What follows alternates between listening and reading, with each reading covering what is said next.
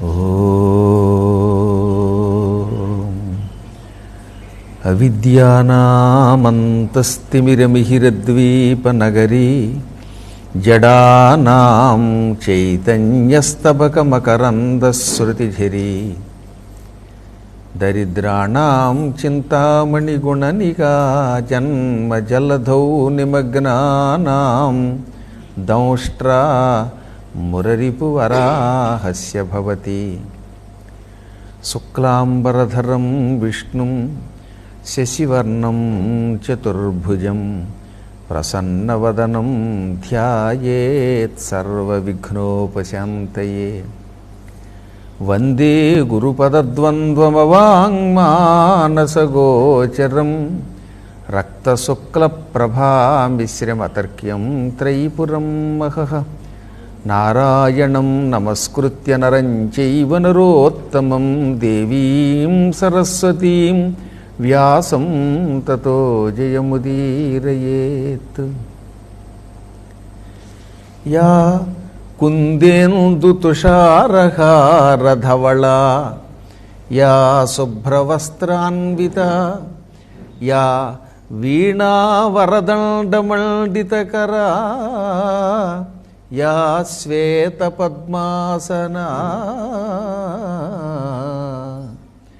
Yeah బ్రహ్మాచ్యుతశంకరప్రభృతిభిర్దేవైః సదా పూజితా సా మాం పాతు సరస్వతీ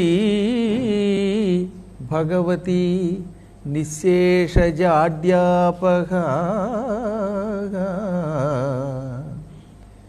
అమ్మవారికి సరస్వతీమాతకి భక్తితో నమస్కారం చేసుకుందాం. రేపు గురువారం మాఘశుక్ల పంచమి, దానిని సరస్వతీ పంచమి అంటారు.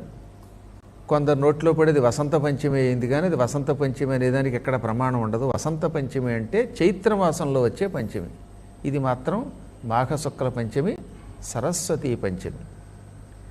ఈ చరాచర జగత్తు ఎప్పుడు పుట్టిందో ఎప్పుడు ఎవరికీ తెలియదు, కానీ ఆవిర్భవించింది, కొనసాగుతూనే ఉంది, అలా కొనసాగుతూనే ఉంటుంది. మధ్య మధ్యలో ఒడిదుడుకులు వస్తాయి, ప్రళయాలు వస్తాయి. ఆ ప్రళయకాలంలో సృష్టి నశించిపోయినా మళ్ళీ సృష్టి ప్రారంభం అవుతూనే ఉంటుంది. అందుకే ఆద్యంతములు లేనిది ఈ సృష్టి అన్నారు, అనంతమైనది సృష్టి అన్నారు. అలా సృష్టి ఆరంభకాలంలో గుణరూపకర్మములు లేని పరమాత్మ గుణరూపకర్మములు కలిగిన వాడిగా దిగొచ్చాడు. ఇప్పుడు నన్ను చూడగానే మీ అందరికీ ఒక రూపం కనపడింది, నాకు ఒక గుణం ఉందని తెలిసింది, నేను కొన్ని పనులు చేస్తున్నానని తెలిసింది. కానీ భగవంతుడికి అవేం లేవు. అంతటా వ్యాపించిన ఒక అనంత శక్తి, చైతన్య శక్తి. ఈ శక్తి ఒక రూపం ధరించాక దానికి ఒక కదలిక పుట్టింది, దానికి క్షోభ్యత అంటారు. ఆయనకు ఒక కోరిక కలిగిందట రూపం ధరించాక, అనేక ప్రాణుల్ని సృష్టించాలి అని. దాంతో ఆయన అనేక లోకాలు సృష్టించాడు. ఈ భూలోకం మొదలుకొని పైన కింద మొత్తం 14 లోకాలు సృష్టించాడు. భూలోక, భువర్లోక, సువర్లోక, మహర్లోక, జనలోక, గోలోక, తపోలోక, సత్యలోకాలు, కిందేమో అతల, వితల, సుతల, తలాతల, రసాతల, పాతాళాలు. ఈ లోకాల్లో ఉన్నవాళ్ళు ఆయన చేత సృష్టింపబడ్డారు, భగవంతుని చేత. అప్పుడు వీళ్ళకి ఈ మాటలు లేవు, కేవలం సైగలతో, చూపులతో తమ భావాలని ఒకరికొకరు అందజేసుకునేవారు. క్రమంగా దేవతలకు మళ్ళీ ఒక కోరిక కలిగింది. ఎలాగో మనందరం రూపాలు ధరించాం, పుట్టాం, మాట్లాడుకోవడానికి కూడా, వ్యవహారానికి కూడా ఒక భాష ఉంటే బాగుంటుంది అనుకున్నారు. అప్పుడు ఈ పరమాత్మని మా కోసం ఒక వాగ్దేవి రూపంలో రావాలి అని కోరుకున్నారు. అంటే భాష మాట్లాడడానికి పనికొచ్చే ఒక రూపంలో రమ్మని ప్రార్థించారు. అప్పుడు భగవంతుడు తన శరీరాన్ని 3గా విభజించుకున్నాడు. అదే ఒకటి బ్రహ్మ, మరొకటి విష్ణువు, మరొకటి శివుడు. ఈ ముగ్గురి పక్కన 3 దివ్యశక్తులు కూడా స్త్రీ రూపాల్లో వచ్చాయి. అందులో ఈ దేవతల కోరిక మీద వచ్చినటువంటి ఒక శక్తే సరస్వతి. సరహవతి అంటే ఎప్పుడూ ప్రవహించున్నది, ఎడతెరిపి లేకుండా మనం మాట్లాడుతున్నామే, ఈ వాక్ప్రవాహ రూపంలో ఉంటుంది కనుక అమ్మవారిని సరస్వతి అన్నారు. నిజానికి సరస్వతి అంటే అలా అలా ప్రవహించున్నది. నీరు ఎలా ప్రవహిస్తుందో వాక్కు కూడా అలా ప్రవహిస్తూ ఉంటుంది. ఇందులో ఎన్నో మార్పులు వస్తూ ఉంటాయి, చేర్పులు వస్తూ ఉంటాయి, ఒకరికొకరికి అర్థమయ్యేటటువంటి కొత్త కొత్త పదాలు పుడుతూనే ఉంటాయి. ఈ సరస్వతి మొట్టమొదట దేవతల ప్రార్థన మీద ఆవిర్భవించింది కనుక దేవతలు ఆవిడ్ని సృష్టించారు అన్నారు. ఆవిడేం పుట్టించలేదు కానీ ప్రార్థన మీద వచ్చింది, అందువల్ల ఆవిడ దేవతలచే సృష్టింపబడినట్లుగా పిలువబడింది. అదే వేదంలో చెప్పారు, ఓం దేవీం వాచమజనయంత దేవాస్తాం విశ్వరూపా పశవో వదంతి సానో మంత్రేషమూర్జందుహానా ధేనుర్వాగస్మానుపసుష్ఠుతైతు అని. వాచం దేవీం, వాక్కు అనే దేవతని దేవాహ దేవతలంతా కలిసి అజనయంతా సృష్టించారు. దాన్ని మనందరం మాట్లాడడం మొదలుపెట్టాం. ఆవు దగ్గర నుంచి పాలు ఎలా పితుక్కుంటున్నామో ఆ తల్లి దగ్గర నుంచి వాక్కులు పితుక్కుని మనం మాట్లాడుతున్నాము అని వేదం చెబుతున్నది. అలా పుట్టిన ఆ దేవి మాఘమాసంలో శుక్లపక్షములో పంచమి నాడు వచ్చింది గనక మాఘ శుక్ల పంచమి సరస్వతి జన్మతిథిగా పరిగణించాం. అప్పుడు ఆవిడ ఎలా పుట్టింది? ఆపాదమస్తకం తెల్లగా ఉన్నది. సాధారణంగా శరీరంలో కొన్ని భాగాలు తెల్లగా ఉంటే అన్ని చోట్ల తెల్లగా ఉండాలని లేదు, కానీ ఆవిడ అలా కాదట. ఒక్క తల వెంట్రుకలు తప్ప మిగతా శరీరం అంతా స్వచ్ఛమైన మల్లెపువ్వు ఎలా ఉంటుందో అలా ఉన్నది. అందుకే దేవతలంతా ఆవిడ ఎవరు ప్రార్థించారు? యా ఏ దేవి, యా అనేది స్త్రీలింగ శబ్దం అన్నమాట, యవ్వతే అనడానికి వాడతాం. ఎవరు? కొంద అంటే మల్లె పువ్వులు, ఇందు చంద్రుడు, తుషార మంచు, హార ముత్యాల హారములాగా, ధవళ తెల్లగా ఉన్నదో ఆ దేవిని మేము ప్రార్థిస్తున్నాం. అంటే సరస్వతి ఎలా ఉన్నదో ఇందులో చెప్పారనమాట. కుంద ఇందు తుషార హార ధవళ. ధవళ అంటే తెలుపు. ఆ తెలుపు ఎటువంటి తెలుపట? మల్లె పువ్వుల్లాగా, చంద్రుడిలాగా, మంచులాగా. చూసారు ఎప్పుడు హిమాలయ పర్వతాలకు వెళ్తే తెల్లగా మంచు ముద్ద కనపడుతుంది, ఆ మంచు ముద్దలాగా ముత్యాల హారంలాగా సరస్వతీదేవి తెల్లగా ఉంటుందట. ఇక ఆవిడ కట్టుకున్న బట్టలు కూడా యా ఏ దేవి శుభ్రవస్త్రాన్విత తెల్లని బట్టలు ధరిస్తున్నదో ఆవిడని ప్రార్థిస్తున్నాం. అంటే ఆవిడ బట్టలు కూడా స్వచ్ఛంగా మల్లె పువ్వుల్లో తెల్లగా ఉన్నాయి, మళ్ళీ అందులో రంగులు లేవు. ఆ చేతుల్లో ఏమున్నాయి? ఆవిడకి 4 చేతుల్లో వీణ ఉన్నది, అభయహస్తం ఉన్నది, అక్షమాల తెల్లని స్ఫటికమాల జపం చేసుకోవడానికి ధరించింది. ఆవిడ కూర్చునే ఆసనం కూడా శ్వేత పద్మము అన్నారు. శ్వేత పద్మాసన. పద్మము అంటే తామర పువ్వు, తామర పువ్వు ఎర్రగా ఉంటుంది నాలాగా, కానీ ఆవిడ తెల్ల తామర పువ్వులో ఉంది కాబట్టి శ్వేత పద్మ ఆసన, తెల్లని తామర పువ్వులో కూర్చుందన్నారు. ఆసనం అంటే కూర్చునే స్థానం అన్నమాట. ఆవిడ ఆసనం తెల్ల తామర పువ్వు. ఇంకా ఆవిడ ఎవరెవరి చేత స్తోత్రం చేయబడింది? పుట్టి పుట్టగానే ఆవిడ అందరూ స్తుతించారు. అందులో మొట్టమొదట ఆయన బ్రహ్మగారు. దీన్ని బట్టి ఏం తెలుస్తుందన్నమాట? భర్త ఎంత గొప్పవాడైనా భార్యకి నమస్కరించి స్తోత్రం చెయ్యాలి అని నేను చెప్పలేదు, ఎప్పుడో పురాణాలు చెప్పాయి. కాబట్టి భర్త గారు ఎంత సాఫ్ట్వేర్ ఇంజనీర్ అయినా, హార్డ్వేర్ ఇంజనీర్ అయినా, ఎంత డబ్బున్నవాడైనా భార్యని పొగడాలి, అదొక ధర్మం. అందుకని బ్రహ్మ అచ్యుత శంకర ప్రభృతిభి దేవై సదా పూజిత. బ్రహ్మదేవుడు, అచ్యుతుడు అంటే విష్ణుమూర్తి, శంకరుడు అనగా శివుడు, ప్రభృతిభి మొదలైన దేవతల చేత సదా పూజిత, ఎల్లప్పుడూ పూజింపబడుతూ ఉంటుంది. సరస్వతిని ఇవాళ పూజించి రేపు మానేయడం కాదట, ఎల్లవేళలా ఈ దేవతలంతా ఆవిడని తలుచుకుని ఏ పనైనా మొదలు పెడతారన్నమాట. అటువంటి సా అంటే ఆమె, అంటే ఇంతమంది దేవతల చేత పూజింపబడుతూ తెల్లగా ఉంటూ తెల్ల తామర పువ్వు మీద కూర్చుంటూ వీణ వంటివి ధరించిన ఆమె, ఆ దేవత మాం నన్ను పాతు రక్షించుగాక. అంటే సామాం పాతని కలిపేయద్దు, సా ఆమె, మాం నన్ను పాతు రక్షించుగాక. ఆవిడ నన్ను రక్షించాలి. ఆ రక్షించే ఆవిడ ఎవరు? సరస్వతి. ఆవిడ పేరు సరస్వతి. ఆవిడకి ఇంకో విశేషణం భగవతి. భగవతి అనే శబ్దమునకు అర్థం ఏమిటంటే ఐశ్వర్యస్య సమగ్రస్య, అంతటినీ పరిపాలిస్తుందిట. అందరినీ పరిపాలించే ఆవిడ్ని మాత్రమే భగవతి అంటారు. అందరినీ ఎలా పరిపాలిస్తోంది? మన దగ్గర తెలివితేటలు ఉంటేనే కదా ఎక్కడికైనా పెడతాం. మీ దగ్గర తెలివితేటలు ఉన్నాయి కాబట్టి భారతదేశం వదిలి సింగపూర్ వచ్చారు, రేపు రంగపూర్ ఎడతారు. ఏ పూరుకి వెళ్ళినా ఆ పూరుగా ఉండకుండా రిచ్ అవుతున్నారా లేదా? అమెరికా వెళ్ళినా ఇంకో చోటకి వెళ్ళినా తెలివితేటలే మన పెట్టుబడి, తెలివితేటలతోటే పెడుతున్నాం. కాబట్టి సమస్త లోకాన్ని పరిపాలించడానికి కావలసిన తెలివితేటలు ఇస్తుంది. కాబట్టి ఆవిడ సర్వ ఐశ్వర్య స్వరూపిణి అన్నారు. ఐశ్వర్యం అంటే అదనమాట, ఆధిపత్యం, ఆధిపత్యాన్ని పొంది ఉంటుంది. తర్వాత మంచి వీరత్వం ఉన్నది ఆవిడ దగ్గర, యశస కీర్తి ఉన్నది, శ్రియ సంపద ఉన్నది, జ్ఞానం ఉన్నది, వైరాగ్యం ఉన్నది. ఈ 6 లక్షణములను బాగా అంటారు. ఈ 6 ఉన్నాయి గనక ఆవిడ్ని సరస్వతి అన్నారు. అటువంటి సరస్వతీదేవి భగవతి అని పిలువబడ్డానికి గల కారణం ఈ 6 లక్షణాలు ఉండడం అన్నమాట. ఆ భగవతి సరస్వతి మాం నన్ను పాతు రక్షించుగాక. ఇంక చివరిని ఏం చెప్పారు? నిశ్శేష జాడ్యాపహ. జాడ్యము అంటే మందకొడితనం. కొంతమందికి ఏదన్నా పని చెబితే 6 నెలల తర్వాత చేస్తారు. ఇవాళ మిస్డ్ ఇచ్చామనుకోండి, నిజంగా సాధారణంగా చూసుకుని ఇంపార్టెంట్ ఏమిటో తెలుసుకోవాలి కదా. మన ఆత్మీయుడు ఎవడన్నా ఫోన్ చేస్తే, ఏమండి మీరు జనవరిలో ఏమైనా ఫోన్ చేశారా అని ఏప్రిల్లో అడుగుతాట. మరీ అంత చురుగ్గా ఉంటారు మహానుభావులు కొంతమంది. 6 గంటలకు ఓపెన్ చేస్తామంటే 7 గంటలకు వస్తామట. అలా కొన్ని రకాలుగా మొత్తం మీద చురుకుదనం పెరుగుతూ ఉంటుంది మన దగ్గర. ఈ జాడ్యము అనే శబ్దమునకు మందకొడితనం, దానిని నిశ్శేష ఇంత పిసరు కూడా లేకుండా అపహ తొలగిస్తుంది. సరస్వతీ కటాక్షం ఉంటే మనలో చురుకుతనం పెరుగుతుంది, మందకొడితనం తొలగుతుంది.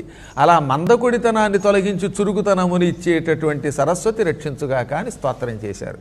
అటువంటి సరస్వతీదేవి మొట్టమొదట ఆవిర్భవించిన తిథియే మాఘ శుక్ల పంచమి గనక అది సరస్వతి జన్మతిథిగా మన పెద్దవాళ్ళు చెప్పారన్నమాట. ఆ రోజు మనం ఏం చెయ్యాలి? తెల్లవారుజామున లేవాలి.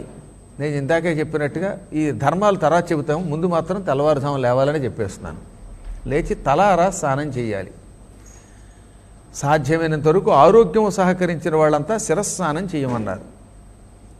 కొంతమంది అదృష్టం, తలకి స్నానం చేస్తే జుట్టు ఆరిపోదనే బెంగ లేకుండా భగవంతుడే చక్కగా మైదానం ఇచ్చేస్తే గొడవ లేదనుకోండి, హాయిగా స్నానం చేసేయచ్చు. స్నానానంతరం శుభ్ర వస్త్రాలు ధరించాలి. నిన్న కట్టుకున్న బట్టలు కట్టుకోకూడదనమాట.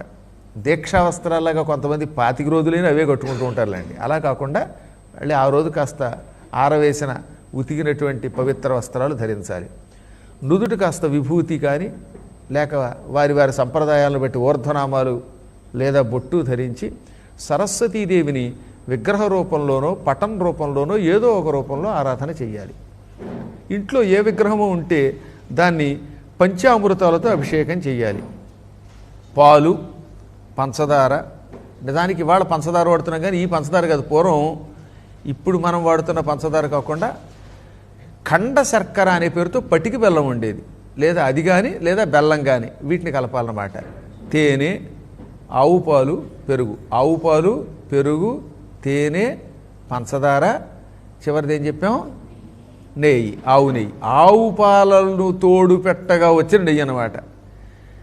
ఈ మధ్యన రకరకాల నేతులు వస్తున్నాయి. అవి కాకుండా ఆవు నెయ్యి, ఆవుకి సంబంధించిన నెయ్యి, వీటితో అభిషేకం చేసి దాన్ని కొంచెం తీర్థంగా తీసుకోమన్నారు. అమ్మవారిని అభిషేకానంతరం మంచినీళ్లతో శుభ్రం చేసి మళ్ళీ దానికి యథాప్రకారంగా అలంకారం చేసి, వీలుంటే 16 ఉపచారాలు చేయండి. 16 ఉపచారాలు, షోడశోపచారాలు చేయలేకపోతే 5 పూజలు చేయమన్నారు. 5 పూజలే పంచపూజలుగా ప్రసిద్ధికెక్కాయి. గంధము, పుష్పము, ధూపము, దీపము, నైవేద్యము, వీటిని పంచపూజలు అంటారు. మీలో చాలామందికి లలితా సహస్రనామం చదివే అలవాటు నిత్యం ఉన్నది కనుక, కంఠస్థం చేసిన వారు కనుక నేను ప్రత్యేకంగా చెప్పక్కర్లేదు. ఓం లమిత్యాది పంచపూజాంకుర్యాత్ అని ఉంటుంది. ఆ 5 పూజలే వరసగా ఇప్పుడు ఇందాక చెప్పినవన్నమాట. అందులో మొదటిది ఏమిటనమాట? గంధము.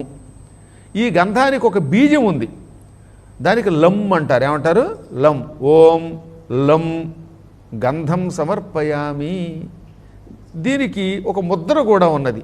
ఇవాళ సరస్వతి గురించి కొంచెం క్లుప్తంగా తెలుసుకున్న తర్వాత మిగతా కార్యక్రమంలో కడదాం. ఈ 2 బొటనవేళ్ళు తీసుకుని చిటికెన వేళ్ల మధ్యలోకి చేరిస్తే దీనికి ముద్ర, గంధముద్ర అని పేరు. ఈ ముద్ర వేస్తే ఒకవేళ మనం గంధం తీయలేకపోయినా గంధాన్ని సమర్పించిన పుణ్యం పొందుతాం. రకరకాల దేశాలలో ఉండేటటువంటి వ్యక్తులకి గంధం అరగదీసే అవకాశం ఉండకపోవచ్చు, గంధం దొరకపోవచ్చు. అటువంటిప్పుడు ఈ ముద్ర సమర్పిస్తే ఇలా చూపించేస్తే ఓం లం పృథివ్యాత్మనే గంధము సమర్పయామి అంటే గంధము సమర్పించే పుణ్యం దక్కుతుంది. ఆ తర్వాతది పుష్ప పూజ. ఈ చూపుడు వేలు బొటన వేలు మధ్యలోకి ఇలా చేర్చాలి. ఓం హం ఆకాశతత్వాత్మనే పుష్పం సమర్పయామి అని ఇలా ముద్ర చూపించి సరస్వతిని పూజించవచ్చు. దొరికితే తెల్లని పువ్వులతో పూజించండి. మల్లె పువ్వులు, తెల్ల చామంతులు, ఇంకా తెల్లగా ఉండే సన్నజాజులు, ఏదో ఒక పుష్పంతో పూజించండి. అది పుష్ప పూజ. ఈ ముద్ర ఇలా చూపుడు వేలు బొట్టవేలు మధ్యలో చేర్చే ముద్ర. దీనికి బీజం హం అన్నమాట. ఓం హం ఆకాశతత్వాత్మనే పుష్పం సమర్పయామి. ఆ తర్వాత అది ధూపం. ఓం యం వాయుతత్వాత్మనే ధూపమాఘ్రాపయామి అని చూపుడు వేలు మధ్యలో బొటన వేలు చేర్చి అమ్మవారికి ధూపం ఇవ్వాలి. ఇది ముద్ర. ధూపం ఎలాగో చాలా చోట్ల దొరుకుతున్నది. అగరవత్తులో ధూపు స్టిక్కో వెలిగించి ఆ ధూపం చూపించండి. ఆ తర్వాత దీపాన్ని దర్శింపచేయాలి. ఓం రం తేజస్తత్వాత్మనే దీపం పరికల్పయామి. ఈ మధ్యవేలు మధ్యలో బొటనవేలు ఇలా చేరిస్తే అది దీపముద్ర. కుదిరితే చక్కగా ఓ ప్రమిద తీసుకుని అందులో ముందు నెయ్యి పొయ్యాలి. నెయ్యి దొరకని పక్షంలో నువ్వుల నూనె వంటి వెయ్యండి. ఆ తర్వాత నూనె నెయ్యో వేసిన తర్వాత 3 ఒత్తులు వెయ్యాలి. సాజ్యం త్రివర్తి సంయుక్తం వహ్నినా యోజితం ప్రియం గృహాణ మంగళం దీపం త్రైలోక్య తిమిరాపహం. ఇది మనకి దీపారాధనకి సంబంధించిన శ్లోకం.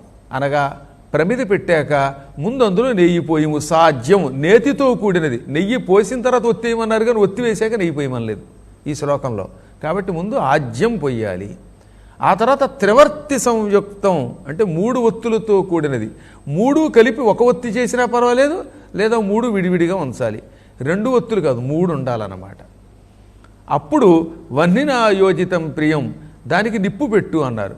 మళ్ళీ మనకు అనుమానం, ఏమంటే అగ్గిపెట్టితో దీపం వెలిగించకూడదన్నారు కొంతమంది, అదేదో పెట్టితో వెలిగించమన్నారు. ఇది ఉట్టి అబద్ధం. ఆ కాలంలో అగ్గిపెట్టెలు లేవు గనక అగ్గిపెట్టిన దీపారాధన కుర్యాత్ అనే శాస్త్రం లేదు. నిశ్చింతగా అగ్గిపెట్టితో వెలిగించండి. ఆ కొవ్వొత్తి కంటే మైనం కంటే ఇది నయ్యం. కాబట్టి నిశ్చింతగా అగ్గిపెట్టి వెలిగించండి. మొత్తం మీద ఏమైనా దీపం వెలిగించండి. అది పవిత్రమైన దీపం అంటే. ఈ దీపముద్ర ఇదన్నమాట. ఇది 4వ పూజ. ఇక 5వది పంచపూజల్లో 5వది నైవేద్యం.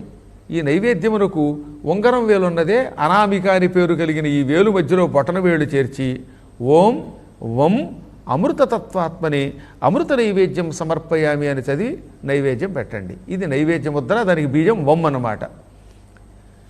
సరస్వతీ పూజ రోజున ఏ నివేదన చెయ్యాలి? ఇళ్లలో చాలామందికి నివేదన చేసే అవకాశం ఉంది కనుక అలాంటి వాళ్ళు ఆ రోజు ఏం చేస్తారంటే వీలున్నంత వరకు పాయసాన్నాన్ని తయారు చేయండి. ఆవు పాలతో తయారు చేయబడిన పాయసాన్నం. కొన్ని దేశాల్లో అసలు పాలే దొరకవు.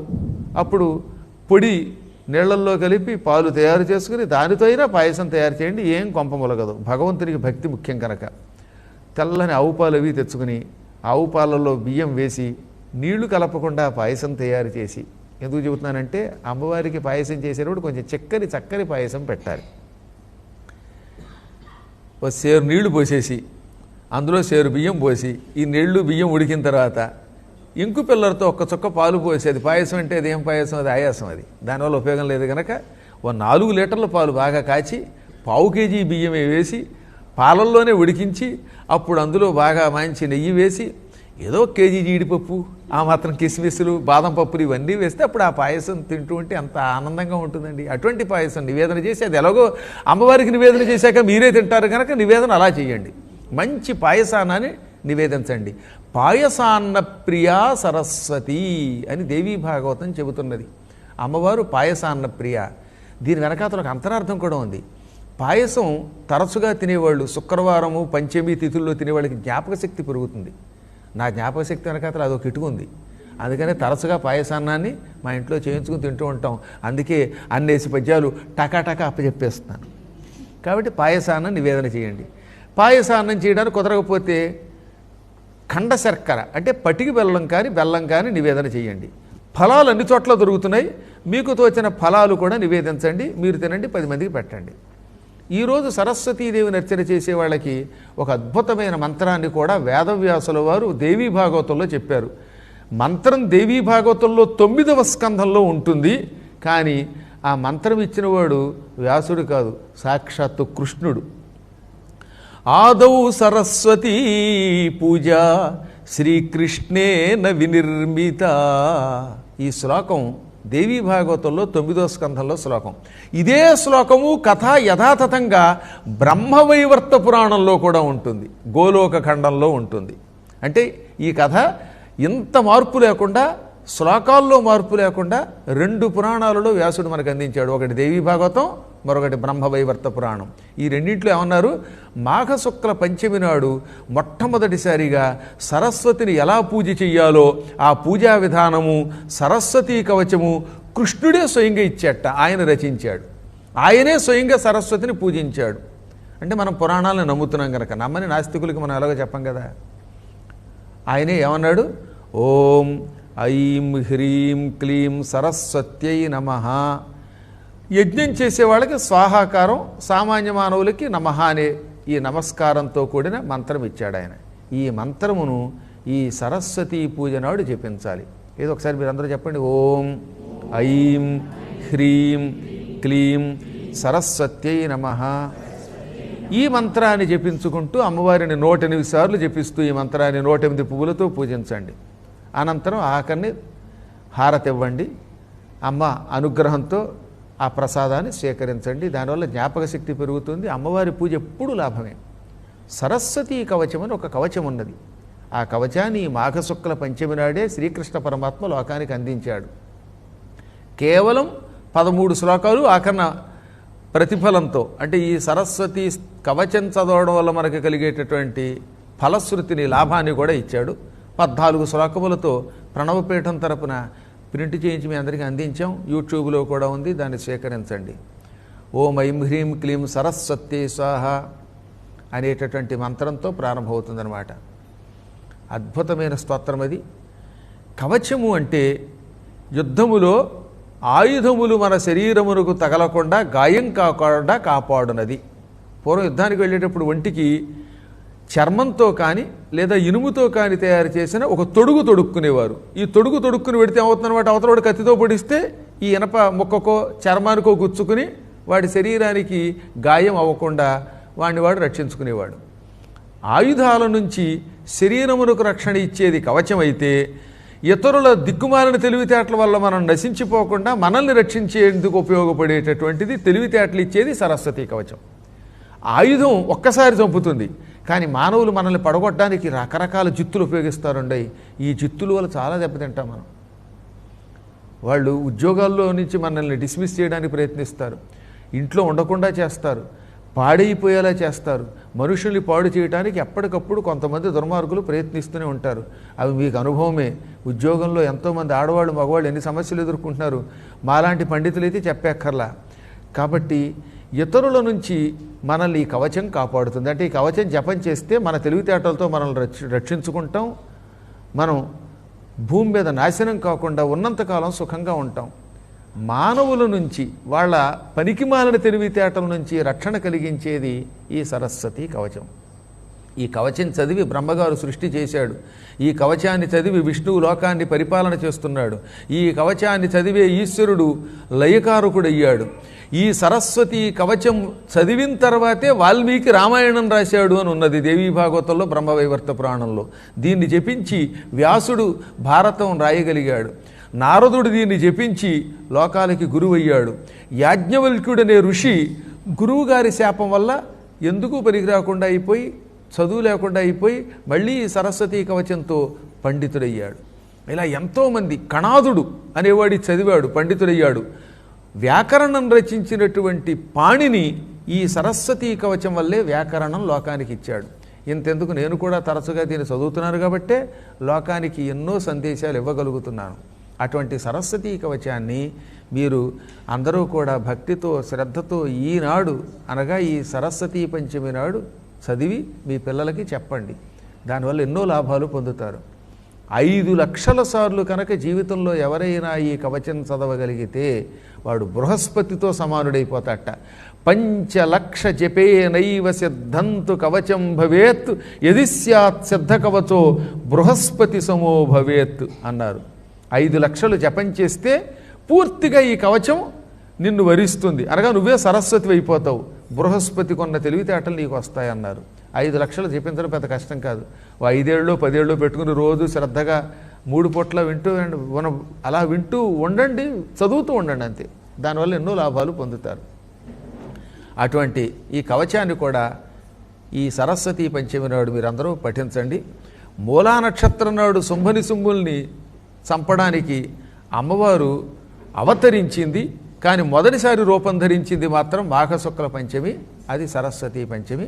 ఈ విధంగా సరస్వతీ పంచమిని వీరందరూ సద్వినియోగం చేసుకోండి. మీ అందరికీ మంత్రోపదేశం కూడా చేశాను కనుక ఓం ఐం హ్రీం క్లీం సరస్వత్యై నమః అనే మంత్రాన్ని కూడా జపం చేసుకోండి. తెల్ల పువ్వులతో పూజించండి, అమ్మవారి యొక్క అనుగ్రహాన్ని పొందండి. మరొకసారి చెప్పండి. ఓం ఐం హ్రీం క్లీం సరస్వత్యై నమః. తరచుగా ఈ మంత్ర జపం చేసే వాళ్ళకి వచ్చే లాభాలు 1, 2 అవన్నీ మీరే అనుభవిస్తూ ఉంటారన్నమాట. ఈ యుగం కలియుగం, ఎందుకంటే సౌండ్ పెరగదుగా, అందుకే కలియుగం అన్నారు. అంతేనా? పెరుగుతున్న సౌండ్ ఇంక పెరగదు. కాబట్టి మీరే చెవుల్ని జాగ్రత్తగా రిక్కించి వినాలి. ఈ యుగంలో మానవులకి శక్తులు తక్కువ, కాలం తక్కువ. ప్రొద్దున్న లేచిన దగ్గర నుంచి ఎందుకు ఎవరు ఏ హడావిడిలో ఉంటారో తెలియదు, ఇప్పటికీ తెలియదు నాకు. అందరి చేతుల్లో ఓ అద్భుతమైన ఓ యంత్రం అన్నది, సెల్ ఫోను. అది సెల్ ఫోన్ కాదు, హెల్ ఫోన్ అన్నాను. తప్పదు మరి, నరకం తప్పదు, నరకంతో అనుభవించుతూ జీవితం గడపవలసిందే. అందువల్ల ఎప్పుడు లేస్తామో తెలియదు, ఎప్పుడు పడుకుంటున్నామో తెలియదు. రాత్రిళ్ళప్పుడు పడుకునేటప్పుడు కూడా దుప్పటి కప్పుకొని లోపల చూసేస్తారండి పిల్లలు. చాలా ఇళ్లల్లో చిన్నపిల్లలు చూస్తానమాట, వాళ్ళ అమ్మా నాన్న పోరు పడలేక వాళ్ళు చూసుకుంటూ ఉంటారు అనుకోండి. తమాషాకు కాదు కానీ నిజంగా జరిగింది చెబుతాను. ఒక ఇంటికి వెళ్ళాం, గురువుగారు రెండని పిలిచారు, ఎంతో భక్తితో పిలిచారు, నాకు ఒక గది ఇచ్చారు. నన్ను పట్టించుకునే దిక్కులేదు, ఎందుకంటే ఆవిడ దారిని ఆవిడ అలాగే దిక్కుమాల జబర్దస్త్ ప్రోగ్రాములు. ఇంకా భర్త గారు ఆయన దారిని ఆయనే చూసుకుంటున్నాడు. పిల్లలు ఉండండి అంకుల్, నేను అంకుల్ని. ఏదో గురువుగారు పోయింది, అంకులు పెంకులు.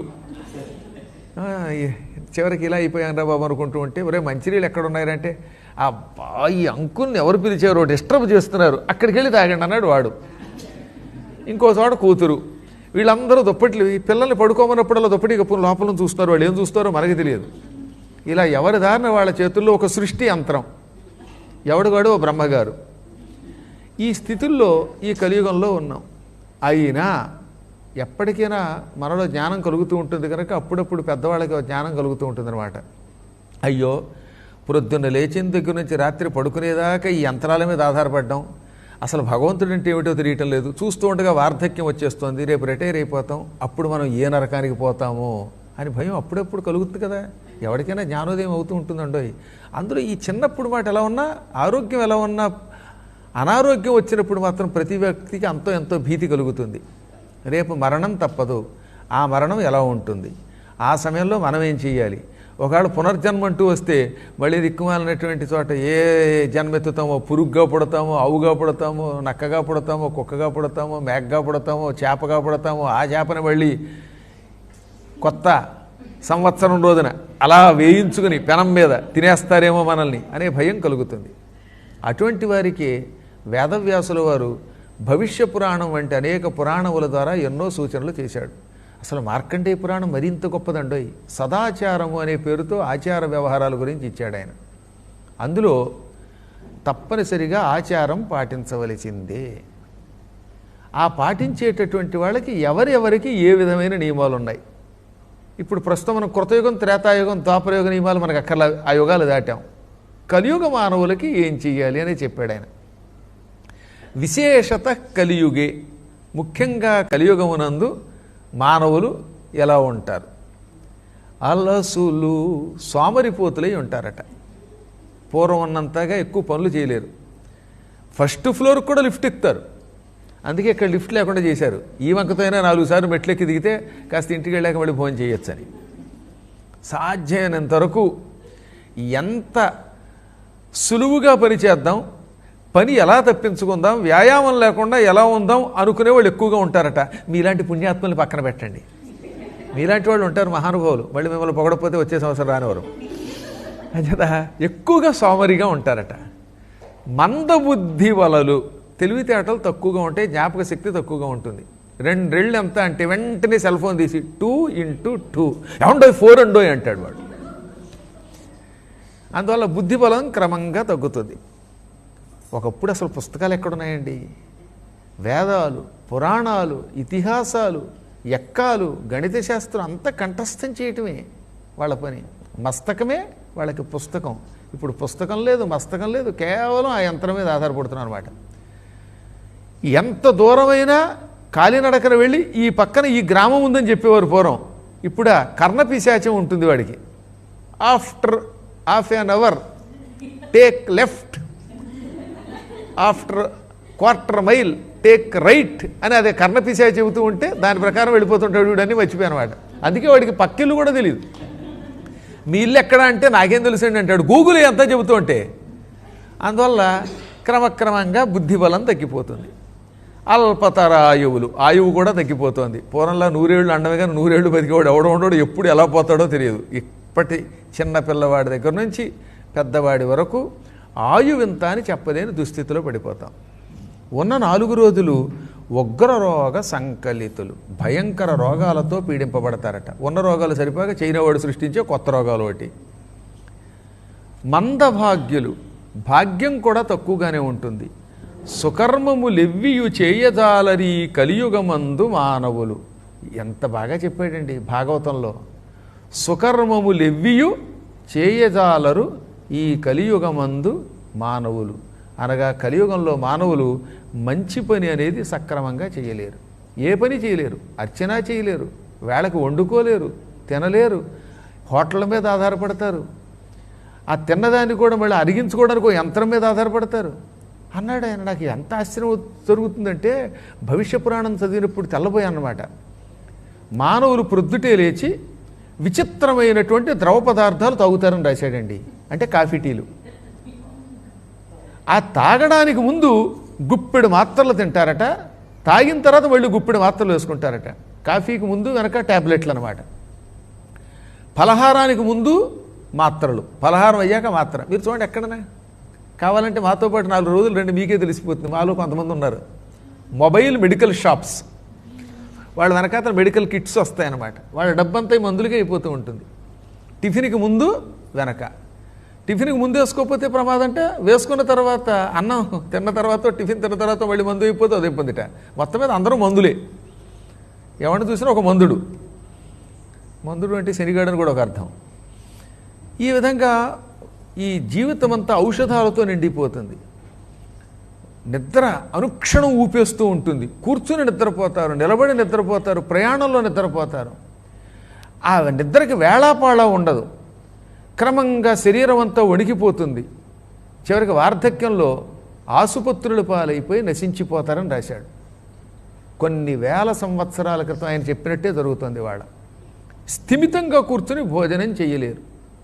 ఇటువంటి మానవులకి ధర్మాచరణ కష్టమైపోతుంది కనుక సులభోపాయాన్ని వ్యాసుడు అందించాడు. అనగా ఏమిటి? తెల్లవారుజామున బ్రాహ్మీ ముహూర్తంలో 4 గంటలకో లేవాలండి. కానీ 4 గంటలకు లేద్దాము అంటే ఈయన రాత్రి రావడమే 10కో 11కో వస్తాడు. ఇంత భోజనం చేసి పడుకుని నిద్రపోతాడు. పాపం 4ంటికి ఏం లేస్తాడు? అటువంటి వాట 6 గంటలకి లేచినా 7 గంటలకి లేచినా ముమ్మారు వామన వామన వామన అని తలుచుకుంటే బ్రాహ్మీ ముహూర్తంలో లేచినటువంటి పుణ్యం పొందుతాట. అందుకని స్త్రీలకు ముఖ్యంగా వామన స్తుతి అన్నారు. లేవగానే వామనుండి తలుచుకోవాలి. వామనుండి దర్శనం చేసుకోవడం ఎలాగా? ఈ 2 చేతులు ఇలా పెట్టుకుని ఒకసారి లేవగానే చేతులు నలుపుకుని ఎదురుగుండా అరచేతులు చూసుకోండి. అరచేతులు చూసుకుని వామనుండి 3 సార్లు తలుచుకుంటే ఆడైనా మగైనా ఆయన్ని తలుచుకున్న పుణ్యం వల్ల పెందలాళ్ళే లేవని దోషం నుంచి విముక్తి పొందుతారు. ఇది అడ్వాంటేజ్గా తీసుకుని రోజు అలా చేయమని కాదు. లేవలేని స్థితిలో ఉన్నప్పుడు రాత్రంతా పనులు చేసి వచ్చినప్పుడు ఆలస్యంగా పడుకున్నటువంటి వాళ్ళు ప్రొద్దుటే లేవలేకపోతే దానికి ఇది ప్రాయశ్చిత్తం. సంధ్యావందనం పురుషులు స్త్రీలు కూడా చేయాలి. స్త్రీలు కేవలం 3 సార్లు అర్ఘ్యప్రదానం చేస్తే చాలు. మగవాళ్ళు ఆచమనంతో పాటుగా సంపూర్ణ గాయత్రి మంత్రపూర్వకంగా అర్ఘ్యప్రదానం చేయాలి. అదే ఆడవాళ్ళు గాయత్రి మంత్రం కాకుండా యో దేవ సవితాస్మాకం ధియో ధర్మాదిగోచరా ప్రేరయేత్తస్య యద్భర్గస్తద్వరేణ్యముపాస్మహి అనే శ్లోకం చదువుకుని సంధ్యావందనం చేసి అర్ఘ్యం ఇవ్వాలి. సీత అలా ఇచ్చింది. సుందరకాండంలో చెప్పారు, సంధ్యాకాలమనాశ్యామ సంధ్యార్థే వరవర్ణిని ధ్రువమేష్యతి జానకి. సంధ్యావందనము వేళ తప్పకుండా చేసేటటువంటి సీత ఇక్కడికి వస్తుంది. ఎందుకంటే ఇక్కడ నది ఉంది, ఈ నదిలో స్నానం చేసి కానీ చెయ్యక కానీ నీళ్లతో అర్ఘ్యం ఇస్తుంది అని సుందరకాండంలో హనుమంతుడు అనుకుంటాడు సీతను చూసే ముందు 14వ సర్గలో. ఇప్పటికీ ఆ నది శ్రీలంకలో ఉన్నది. అశోకవన ప్రాంతం అంటే తీసుకెడతారు అక్కడికి. మనం టూరిజంలో వెళ్ళొచ్చు, మనకి మనమే వెళ్ళవచ్చును. ఆ నదీ ప్రాంతంలో అశోకవనం దగ్గర మంచి ఆంజనేయ స్వామి గుడి కూడా కట్టారు. అక్కడే సీత ఉన్నది. రోజు ఆ నీళ్లతో అర్ఘ్యం ఇచ్చేదిట. కాబట్టి అందరం అర్ఘ్యం ఇవ్వాలి. ఇప్పుడు మీలో చాలామంది స్త్రీలు ఉద్యోగాన్ని చేసుకుంటున్నారు. వాళ్ళకు ఒకవేళ 5 గంటలకో డ్యూటీ ఉందనుకోండి, 5 గంటలకు మీరు వెళ్ళిపోండి అక్కడికి డ్యూటీకి. వాష్ బేసిన్లు ఉన్నాయి కదా, అక్కడే 3 సార్లు నీళ్లు తీసుకుని ఈ యోదేవ సవితాస్మాకం శ్లోకం చదువుకుని 3 సార్లు నీళ్లు విడిచిపెట్టండి, ఏం పర్వాలేదు. సమయం తప్పకుండా అర్ఘ్యం ఇవ్వడం ముఖ్యం తప్ప అక్కడ శుచిగా ఉన్నామా అశుచిగా ఉన్నామా అన్నది అక్కర్లేదు. పూర్వకాలంలో ఒక పురాణ కథ ఉన్నది. ఒక ఆయన వేళ తప్పకుండా సంధ్యావందనం చేసేవాట. ఆయన కేదారానికి ప్రయాణమే వెడుతున్నాడు. దారిలో ఎక్కడ నీళ్లు దొరకలేదు. కానీ సూర్యుడు ఉదయించాడు. అర్ఘ్యం ఇవ్వాలి. అర్ఘ్యం వేళ తప్పకుండా ఇవ్వాలనే నియమం ఉన్నది. నీళ్లు దొరకడం లేదు. ఏం చేయాలో చూస్తే పందులు తిరుగుతున్న ఒక గొయ్యి కనపడిందిట. ఆ గోతిలో నీళ్లతో అర్ఘ్యం ఇచ్చేశాడు ఆయన, నియమం తప్పకూడదని. అప్పుడు భగవంతుడు మెచ్చుకొని ఆ పందులు గోతిని అద్భుతమైన చెరువుగా మార్చేశాడు. ఇప్పటికీ రుద్రప్రయాగ దగ్గర ఆ గొయ్యి నీళ్లతో గంగాజలంతో సమృద్ధిగా ఉంటుందన్నమాట. చూసారా, నియమం పాటిస్తే భగవంతుడు అంత సంతోషిస్తాడు. నశ్రేయో నియమం వినా. ఏదో ఒక నియమం పెట్టుకున్నవాడు ఆ నియమం పాటించకపోతే వాడికి శ్రేయస్సు ఉండదు. నియమాలు ఉల్లంఘిస్తే వాడు కాకపోతే రేపైనా ప్రకృతి మన మీద ఆగ్రహిస్తుందండోయ్. మన ఇష్టం వచ్చినట్టు నియమాలు ఉల్లంఘిస్తే భగవంతుడు దానికి తగిన శిక్ష ఏదో రూపంలో వేస్తాడు. అడవులు నరికాం, ఏమవుతుంది? వాడ వేడి పెరిగిపోయింది. దానివల్ల భూకంపాలు వచ్చి తుఫాన్లు వచ్చి సర్వనాశనం అయిపోతున్నాం. తరచుగా ఎప్పుడు జన నష్టం అయిపోతుంది. కాబట్టి ప్రకృతిని ఎప్పుడు బేభత్సం చేయకూడదు. అలాగే మన నియమాలు పాటించాలి. అందువల్ల ఏం చేస్తారు? ఎక్కడున్న వేళ తప్పకుండా ఇన్ని నీళ్లు విడిచిపెట్టండి. గురువుల దగ్గర ఒక మంత్రాన్ని ఉపదేశంగా పొంది జపం చేసేవాళ్ళు కుదిరితే శనాదివారాలు ఎలాగో హాయిగా చేస్తారు. ఆఫీస్కి వెళ్ళాం, అక్కడ కూడా ఓంకారం లేకుండా నామస్మరణం చెయ్యమన్నారు. గురువుగారు మీకు ఏదో ఒక మంత్రం ఇచ్చారు, కానీ ప్రొద్దుటే జపం చేయడానికి అవకాశం లేదు. ఆఫీస్కి వెళ్ళిపోయారు. అక్కడ కూర్చున్నప్పుడు ఎప్పుడు వీలుంటే అప్పుడు ఓంకారం లేకుండా ఆ మంత్ర జపం చేసేయండి అంతే. ఓం నమో నారాయణాయ ఉందనుకుందాం కాసేపు, ఓంకారం తీసి నమో నారాయణాయ అని జపం చేయండి. చెయ్యొచ్చా? అశుచిగా ఉన్నాం కదా, కాళ్ళు కడుక్కోలేదు కదా, లేక మంచం మీద పడుకున్నాం కదా అనే అనుమానం అక్కర్లేదు. ప్రహ్లాద చరిత్రలో చెప్పారు అద్భుతమైన పద్యం. పానీయంబులు త్రావుచున్ కుడుచుచున్ భాషింపుచున్ హాసలీలా నిద్రాదులు చేయుచున్ తిరుగుచున్ లక్షింపుచున్ సంతత శ్రీనారాయణ పాద పద్మయుగళీ చింతామృతాస్వాద సంధానుండై మరచన్ సురారిసుతుడు ఏతద్విశ్యమున్ భూవరాగా. మహానుభావుడు ప్రహ్లాదుడు తాగుతున్నా, కుడుచుచున్ తింటున్నా, భాషింపుచున్ మాట్లాడుతున్నా, హాస నవ్వుతున్నా, లీల వేళాకోళాలాడుతున్నా, నిద్రాదులు చేయుచును నిద్రపోతున్న పనులు చేస్తున్నా, నిద్ర వంటి పనులు చేస్తున్నా, తిరుగుతున్నా, లక్షింపుచున్ చూస్తున్నా, ఇలా అందరినీ చూస్తూనే ఉంటాడు. లోపల ఓం నమో నారాయణ అనుకునేవాడు అనమాట. ఈ విధంగా సంతతము ఎల్లవేళలా నారాయణ స్మరణ చేసి చేసి ధన్యుడైపోయాడు, ప్రపంచం మరిచిపోయాడు. అందుకే ఆయన కోసం స్తంభంలో నుంచి బయటకు వచ్చాడు ఆయన. మనం అలా చెయ్యాలి. వీలున్నంత వరకు హాయిగా కూర్చోండి, స్థిమితంగా ఇలా జపం చెయ్యండి. కానీ కుదరదు, కుదరకపోయినా సరే నేను ఇందాక చెప్పినట్టుగా ఎక్కడున్నా చేయటం మొదలు పెట్టండి. కొంతకాలం చేయగా మనకే భగవంతుడు తగిన అవకాశం ఇస్తాడండి. అప్పుడు ఆయన సంతోషిస్తాడు. ఓహో, ఇతడికి భక్తి ఉన్నది, ఈ మంత్రాన్ని ఏదో రకంగా చేయాలనుకుంటున్నాడు, అందువల్ల ఇతను అనుగ్రహిద్దాం అనుకుంటాడు. అయ్యో మనమేమో ఇంట్లో మడి కట్టుకోలేకపోయాం, ఆఫీసులో ఉన్నాం, కాళ్ళు కడుక్కోలేకపోయాం, ఎందుకులే అని మంత్రం చేయడం మానేస్తే భ్రష్టులం అయిపోతాంట. ఒకటి గుర్తుపెట్టుకోండి, స్నానం చేయలేదని, కాళ్ళు కడుక్కోలేదని భోజనం మానాడు ఎవడన్నా? మానడే. విమానంలో 24 గంటలు ప్రయాణం చేస్తుంటే దొరికిందల్లా తినేస్తున్నాడా లేదా? మొహం కడుక్కోపోయినా తింటున్నాడా లేదా? దిక్కుమాలిన నోటితోటే 16 గంటల ప్రయాణంలో వీడు ఏ ముఖంతో ఉన్నాడో మీకేం తెలుసు? కాళ్ళు కడుక్కుంటున్నాడా? లేదే. తిండికి మినహాయింపు ఇవ్వం, నిద్రకి మినహాయింపు ఇవ్వం. ఒక్క మంత్రం దగ్గరికి వచ్చేసరికి అమ్మో దేవుడు కొట్టేస్తాడు, ఎందుకు వచ్చింది లేని మంత్రానికి మాత్రం ఎక్సెప్షన్ ఇస్తామా? అంటే మనం ఎవరిని మోసం చేస్తున్నాం? మనల్ని మనమే మోసం చేసుకుంటున్నాం. అందుకని భగవంతుడు ఏమన్నాడంటే, ఒరే నాయన, నువ్వు ఎక్కడున్నా భోజనం మానడం లేదు, త్రాగడం మానలేదు. త్రాగడం అంటే నా ఉద్దేశం మంచినీళ్ళండి. పడుకోవడం మానలేదు. విమానంలో సీట్లో కూర్చుని కూడా గుర్రు పెట్టి నిద్రపోతావే, ఉపన్యాసంలో కూడా కూర్చుని నిద్రపోతున్నావే. అలా నిద్రకి మినహాయింపు ఇవ్వడం లేదు కదా. అలాగే భగవన్నామమును కూడా విడిచిపెట్టకుండా చెయ్యగా అప్పుడు భగవంతుడు నీ నిష్ఠని, నీకు దాని మీద ఉన్న ఆసక్తిని మెచ్చుకుని అవకాశం ఇస్తాడు, ప్రశాంతంగా జపం చేసుకునే అవకాశం ఇస్తాడు. అందుకని అది కూడా మానకూడదు. ఇతర మత్స్వస్తులు చూసారా, రోడ్డు మీద టైం వస్తే చాలు మోకాల మీద పడిపోతున్నారు వాళ్ళు. ఎక్కడ పడితే అక్కడ కిక్కి అంటాడు వాడు, దేవా పాపి నేను పాడుకుంటున్నాడు హాయిగా. మనం అలా పాడడం లేదే, మనం సిగ్గుపడుతున్నాం.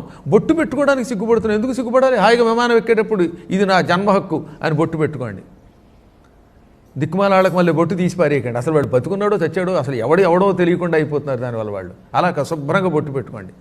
ఏం మొహమాటం లేకుండా విమానంలో కూర్చున్నా మీ జపం మీరు చేసుకోండి. మిమ్మల్ని చూసి పక్కవాళ్ళు మారాలి తప్ప మనం వాళ్ళని చూసి మారిపోకూడదు. అందువల్ల అవకాశం లేదనేది పక్కన పెట్టేయండి అంతే. అన్నిటికీ అవకాశం ఉంటుంది. నాకు అవకాశం లేక నేను ప్రయాణం చేస్తున్నాను, మీకంటే ఎక్కువే తిరుగుతున్నాను, నేను తక్కువేం తిరగట్లేదు. నేను 24 గంటల కంటే ఎక్కువే ప్రయాణం చేస్తున్నాను. అయినా నా నియమం విడిచిపెట్టకుండా నేను విమానంలో నా కాసేపు జపం చేసుకుంటున్నాను. విమానంలో ప్రయాణం చేస్తున్నప్పుడు ఎదురుగుండా సూర్యుడు కనపడ్డాడంటే వెంటనే వాష్ బేసిన్ దగ్గరికి వెళ్ళి 3 సార్లు అర్ఘ్యం ఇచ్చేస్తున్నాను అంతే. అది చెయ్యమన్నాడు భగవంతుడు. అది నియమం అంటే. ఒక్క స్త్రీలకి బయట ఉన్న కాలం ఉన్నదే, అది కొంచెం చికాకు తెప్పించే కాలం కనుక, అనారోగ్యం ఇచ్చే కాలం కనుక, అది సృష్టి ధర్మం కనుక ఆ 4 రోజులు ఆపేసి మిగతా రోజుల్లో జపం చేయమన్నారు. మైలు వచ్చినప్పుడు 11 రోజులు లేకపోతే 3 రోజులు పక్షిని మైలో వచ్చినప్పుడు మాత్రమే జపాన్ని ఆపమన్నారు. మిగతా కాలంలో జపం చేయవలసిందే. వంట చేస్తున్నప్పుడు భగవన్నామాన్ని, గురువు ఇచ్చిన మంత్రాన్ని జపం చేసుకుంటూ వంట చేస్తే ఆ వంట ఎంత రుచిగా ఉంటుందండి. ఆ పదార్థం తిన్నవాడు ఎంత బాగుపడతాడో తెలుసా మీకు? ఒక గొప్ప కథ చెబుతాను మీకు. స్త్రీల ధర్మాలు అంటూ చెప్పడం మొదలెడితే ఎన్నేళ్ళైనా అలా సాగుతూనే ఉంటాయి. కానీ అందులో క్లుప్తంగా 1-2 తెలుసుకుంటున్నాం మనం. ఒకప్పుడు ఒక సన్యాసిని ఒక ఆవిడ ఇంటికి భోజనానికి పిలిచింది. ఆయన వచ్చాడు. సాధారణంగా ఎక్కడ పడితే అక్కడ తిండు, కానీ ఆవిడ చాలా మంచి ఆవిడ, మా లక్ష్మి గారిలాగా. అందుకని ఏమండి తప్పదండి మా ఇంటికి భోజనానికి రావాలంటే, అలాంటి పుణ్యాత్మురాలు పిలిచింది కదా అని ఈ సన్యాసి గారు భోజనానికి వెళ్ళాడు. కానీ ఆ పిలిచిన ఆవిడ పేరు లక్ష్మి గారు కాదు. ఆవిడ పేరు ఏదో సరస్వతో ఇంకోటో ఉంది. ఆవిడకి గురువు గారు ఎదురుగుండా ఎక్కువసేపు కూర్చుందాం, ఆయనతో మాట్లాడదాం, ఆయన పురాణం విందాం అని జనాలను కూడా పిలవడం వల్ల, వాళ్ళందరూ రావడం వల్ల, వీళ్ళందరినీ పిలిచిన వాళ్ళందరికీ భోజనం పెట్టడానికి హడావిడిగా ఉంటుందని ఒక వంట ఆవిడ పెట్టుకుంది. ఎందుకని ఈవిడే వంట చేసుకుంటూ ఈవిడే అన్ని పనులు చేస్తే పురాణం వినడం కుదరదు కదా. అందుకని చాలామంది ఇళ్లలో ఏం చేస్తారంటే, పురాణానికి ఎవరినైనా పిలిచినప్పుడు వంట సెక్షను వేరే వాళ్ళకి పెడతారు. ఒక కుక్కకి కాదు, కుక్కకి ఇచ్చేస్తారు. ఎందుకంటే వీళ్ళు ఆ పనులు పెట్టుకుంటే మరి పురాణం వాళ్ళు వినలేరు పాపం. అందుకని ఆవిడ కూడా ఒక వంట ఆవిడ పిలిచింది. వంట ఆవిడ చాలా శుభ్రంగా మడిగట్టుకునే చేస్తుంది. ఆవిడ చేత వంట చేయించి ఈవిడ పురాణం విన్నది. వినడానికి కూడా చాలామంది జనం వచ్చారు. అయ్యాక ఈ సన్యాసి గారిని మాత్రం ఏకాంతంగా గదిలో కూర్చోబెట్టారు. సాధారణంగా ఎక్కువ ఉపాసనలో ఉండేవాళ్ళు అందరితో కలిసి తినడం వల్ల కొన్ని ఇబ్బందులు వస్తాయిలేండి. చేతిలో కంచాలు పట్టుకుని ఒకరితో ఒకరు మాట్లాడుకుంటూ ఉంటే వీడు ముమ్మందులోనూ ఆ ముమ్మిందులో పడుతూ ఉంటుంది. అందులో బఫే అనే పేరుతో జైలు కూడా తింటూ ఉంటారు కదా ఎక్కువ మంది. జైల్లో పళ్ళాలు పట్టుకున్నట్టుగా పట్టుకుని మాట్లాడుకుంటూ, ఏది ఆ చేత్తోటి అన్నం తింటాడు, ఆ చేత్తోటి వడ్డించుకుంటూ ఉంటాడు. అప్పుడప్పుడు మజ్జిగల చేతిలోంచి కారుతూ ఆ గిన్నెలో పడుతూ ఉంటే మిగతా వాళ్ళంతా ఆయన నాక్కుంటూ తింటూ ఉంటాడు. అదొక కర్మయోగం. తప్పక తింటున్నారు అనుకుంటే అది పక్కన పెట్టేద్దాం కాసేపు. అందుకని ఈ బాధలు పడలేక ఏకాంతంగా ఒక గదిలో కూర్చొని తింటారు వీళ్ళు. అలా ఈయన ఒక గదిలో కూర్చున్నాడు. ఆ వంట ఆవిడ వడ్డానికి వచ్చింది. ఈయన పాయసం తిన్నాడు. ఆయనకి అన్నం పెట్టిన కంచం బంగారపు కంచం, గ్లాసులన్నీ వెండివి. కొంచెం పాయసం తిన్న వెంటనే ఆయన ఈ బంగారపు కంచాన్ని నా జోలిలో వేసుకుని పట్టుకుపోతే బాగుండు అంటే కొట్టేద్దాం అనుకున్నాడు. బంగారపు కంచం అపహరిద్దాం అనుకున్నట్ట. అనుకుని క్షణకాలం తర్వాత తేరుకుని ఇదేంటరా నా కర్మగారి ఈ కంచం కొట్టేద్దాం అనుకున్నాను, ఇలాంటి దుర్బుద్ధి వచ్చింది ఏమిటి అనుకున్నాడు. వెంటనే ఆ ఇంటి ఆవిడని పిలిచాడు. ఏమండి సరస్వతి గారు, ఇవాళ వంట ఎవరు చేశారంటే, గురువుగారు నేను మీకు సేవ చేయడానికి మీ దగ్గర ఉన్నాను కనుక వంట ఆవిడ్ని పెట్టానండి, ఆ వంట ఆవిడే చేసిందనగా వంట ఆవిడ్ని పిలవమన్నారు ఈయన. ఆవిడ పిలిచారు. పిలిచిన తర్వాత వంట ఆమెని, ఏమమ్మా ఇవాళ వంట చేస్తున్నప్పుడు ఏమనుకున్నామని అడిగితే, నాకెందుకు ఇవాళ ఈ వెండి పత్రలు చూసిన తర్వాత ఓ వెండి కంచం కొట్టేద్దామా బంగారపు కంచం కొట్టేద్దామా అనిపించిందండి. అందుకని వెండి కంచం పట్టుకుపోతా, బంగారపు కంచం పట్టుకుపోతా, గ్లాస్ అయినా పట్టుకుపోతా, స్పూన్ అయినా పట్టుకుపోతా అనుకుంటూ వండానండి అంది ఆవిడ. ఇది రహస్యం. ఆ వండినంతసేపు ఆవిడ దృష్టి దొంగతనం మీద ఉండడం వల్ల పాయసం అంతా దొంగ బుద్ధితో నిండిపోయి ఆ పాయసం తిన్న నాకు కూడా బంగారపు కంచం పట్టుకుపోవాలనే కోరిక వచ్చింది. అందుకని ఎప్పుడైనా వంట చేస్తున్నప్పుడు భగవన్నామస్మరణ పూర్వకంగా చేయాలమ్మా అన్నట్టు ఆయన. అందుకే సన్యాసులు ఎక్కడ పడితే అక్కడ తినరు. ఇప్పుడు కలియుగంలో తినేస్తున్నారు, కానీ పూర్వం అలా తినేవారు కాదు. ఎందుకు చెప్తున్నాను ఈ మాట? మనం వంట చేస్తున్న కాసేపు హాయిగా గురువు ఇచ్చిన నామము మంత్రము లేదా మీకు తోచిన ఒక నామము చెయ్యండి. రామ రామ రామ అనుకుని వంట చేయండి. అప్పుడు ఏమవుతుందనమాట, ఆ అన్నం ఆ కూర అవి ఎలా ఉన్నా అందులో రామనామం చేరిపోయింది, ఆ భగవన్నామం చేరిపోయింది. అప్పుడు ఆ తిన్నవాడి శరీరం ఎంత పవిత్రంగా ఉంటుంది, ఎంత ఆరోగ్యంగా ఉంటుంది, ఎన్ని మంచి బుద్ధులు వస్తాయి. అదే ఆ అన్నం వండుతున్నంతసేపు తుప్పుకు మాట్లాడుతూ ఏవో పిచ్చి పిచ్చి కబుర్లు చెప్పుకుంటూ లేదా అవతల వాడిని హత్య చేస్తున్నటువంటి సీన్లు చూస్తూ అన్నం వండి అనుకోండి, అన్నం తినవాడు అవతల వాడిని పొడిచి వచ్చేస్తాడు. ఎందుకంటే హత్య చేసిన సీరియల్ చూసింది ఆవిడ వండినంతసేపు.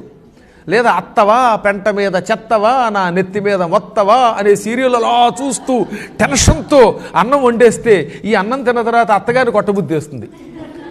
లేదా ఇలాంటి మాటలు వస్తాయి, రామా అనే మాటలు పోతాయి మనకి. అందుకని అన్నమాట హాయిగా భగవన్నామస్మరణ పూర్వకంగా చేయమన్నారు.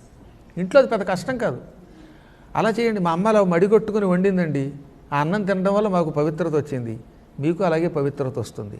అందుకే నేను చాలాసార్లు పాడించాను కదా, గుర్తుందా?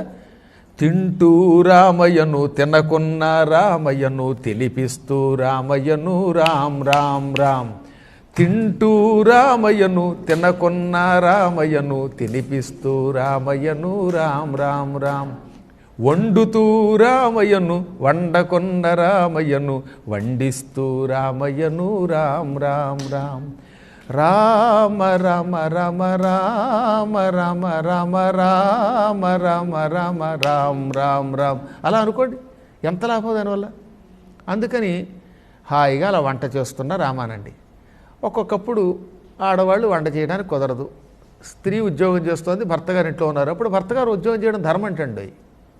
భార్యకి ఎప్పుడు సాయం చేయడం భర్త ధర్మం, భర్తకి సాయం చేయడం భార్య ధర్మం. ఈ ఇద్దరు ఐకమత్యంతో ఉంటుంది, సృష్టి నడుస్తూ ఉంటుంది. ఎంతమందిని చూసాం పురాణాల్లో. మరి భీముడు వంట చేసి ద్రౌపదికి పెట్టాడు అజ్ఞాతవాస కాలంలో, అందువల్లే ఆయన ఆదర్శ భర్త.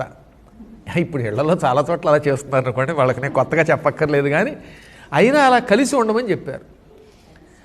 భార్య పతివ్రత కాబట్టి భర్త తాగుబోతేనా కొట్టినా తిట్టినా పడుండాలనేది చాలా అజ్ఞానంతో కూడిన మాట. అది కొంతవరకే ధర్మం, కానీ అసలు ధర్మం ఏమిటో తెలిసిన పురాణాల్లో సీతని చూచి ద్రౌపదిని చూచి మనం నేర్చుకోవాలి. రాముడు నాతో అడవికి రావద్దన్నాడు సీతని. అప్పుడు సీత నేను నీతో వచ్చి తీరతాను, నువ్వు పెళ్లి చేసుకునేటప్పుడు నన్ను విడిచిపెట్టనన్నావు, ఇప్పుడు విడిచిపెట్టి వెళ్ళడానికి వీల్లేదంటే వద్దు, నాతో కష్టాలు పడలేవు, మీ పుట్టింటికి పో అన్నాడు. అప్పుడు ఆవిడ ఏమందో తెలుసా, ఏ స్త్రీ భర్తను అంత మాట అనదు. రామజామాతరం ప్రాప్య స్త్రియం పురుష విగ్రహం. రామా, నువ్వు నన్ను నీతో అడవికి తీసుకెళ్ళకపోతే మా నాన్న నిన్ను చూచి నేను మొగాడికిచ్చి పెళ్లి చేశాను అనుకున్నాను, మొగాడిని అల్లుడిగా తెచ్చుకున్నాను అనుకున్నాను. కాదు, స్త్రియం పురుష విగ్రహం, మగవాడి రూపంలో ఉన్న ఆడంగిదాన్ని తెచ్చుకున్నాను అల్లుడిగా అనుకుంటాడు. నేనంటానల్లా, మా నాన్న అనుకుంటాడు. అది చమత్కారంగా. అది ఒక టెక్నిక్ అనమాట. ఆవిడ ఊహే, మా నాన్నగారు అల్లుడిగా మొగాడిని తెచ్చుకుందాం అనుకున్నాను కానీ ఆడవాడిని తెచ్చుకున్నాను అనుకుంటారు. భార్యను రక్షించుకోలేని పౌరుషం లేనివాడు అనుకుంటారు నిన్ను చూసి, జాగ్రత్త అనగానే దెబ్బకి హడిలిపోయి తీసుకుపోయాడు ఆయన. అంటే అప్పుడప్పుడు అలా అనాలి, అతనిలో పౌరుషాన్ని రేకెత్తించాలి, తీసుకెళ్ళాలి. ఇలా చాలాసార్లు భర్తకి సలహా ఇచ్చింది, మంచి సలహాలు ఇచ్చింది. అడవిలో ఆయుధాలు పుచ్చుకుని ఎడుతున్నారు అరణ్యకాండలో లక్ష్మణుడు రాముడు. అప్పుడు ఆవిడ ఏమందో తెలుసా, ఆయుధాలు ఉన్న వాళ్ళకి హింస చెయ్యాలనే కోరిక వస్తుంది. అందులో మీరు క్షత్రియులు, పరాక్రమవంతులు, ఈ కత్తులు, గొడ్డళ్ళు, ధనుస్సులు పుచ్చుకెడితే ఎవడన్నా కనపడితే చంపేయాలనిపిస్తుంది, దానివల్ల హింసాపాపం వస్తుంది. ఇది న్యాయమా అని అడిగింది. అప్పుడు రాముడు అన్నాడు, మేము అలా హింస కోసం కత్తులు పట్టుకెళ్ళడం లేదు, నిన్ను ఎవరైనా అపహరిస్తే వాడిని చంపి రక్షించాలి కదా, అందుకు తెస్తున్నాను అన్నాడు ఆయన. ఆయన కోపం తెచ్చుకోకుండా మంచి సలహా ఇచ్చాడు, ఆవిడ సలహా ఇచ్చింది. ఇలా పరస్పరం సలహాలు ఇచ్చుకున్నారు వాళ్ళు. కోపం వచ్చినా ఆ కోపం ఔచిత్యంతో ఉండాలి. ఇంకా ద్రౌపది సంగతి తీసుకుందాం.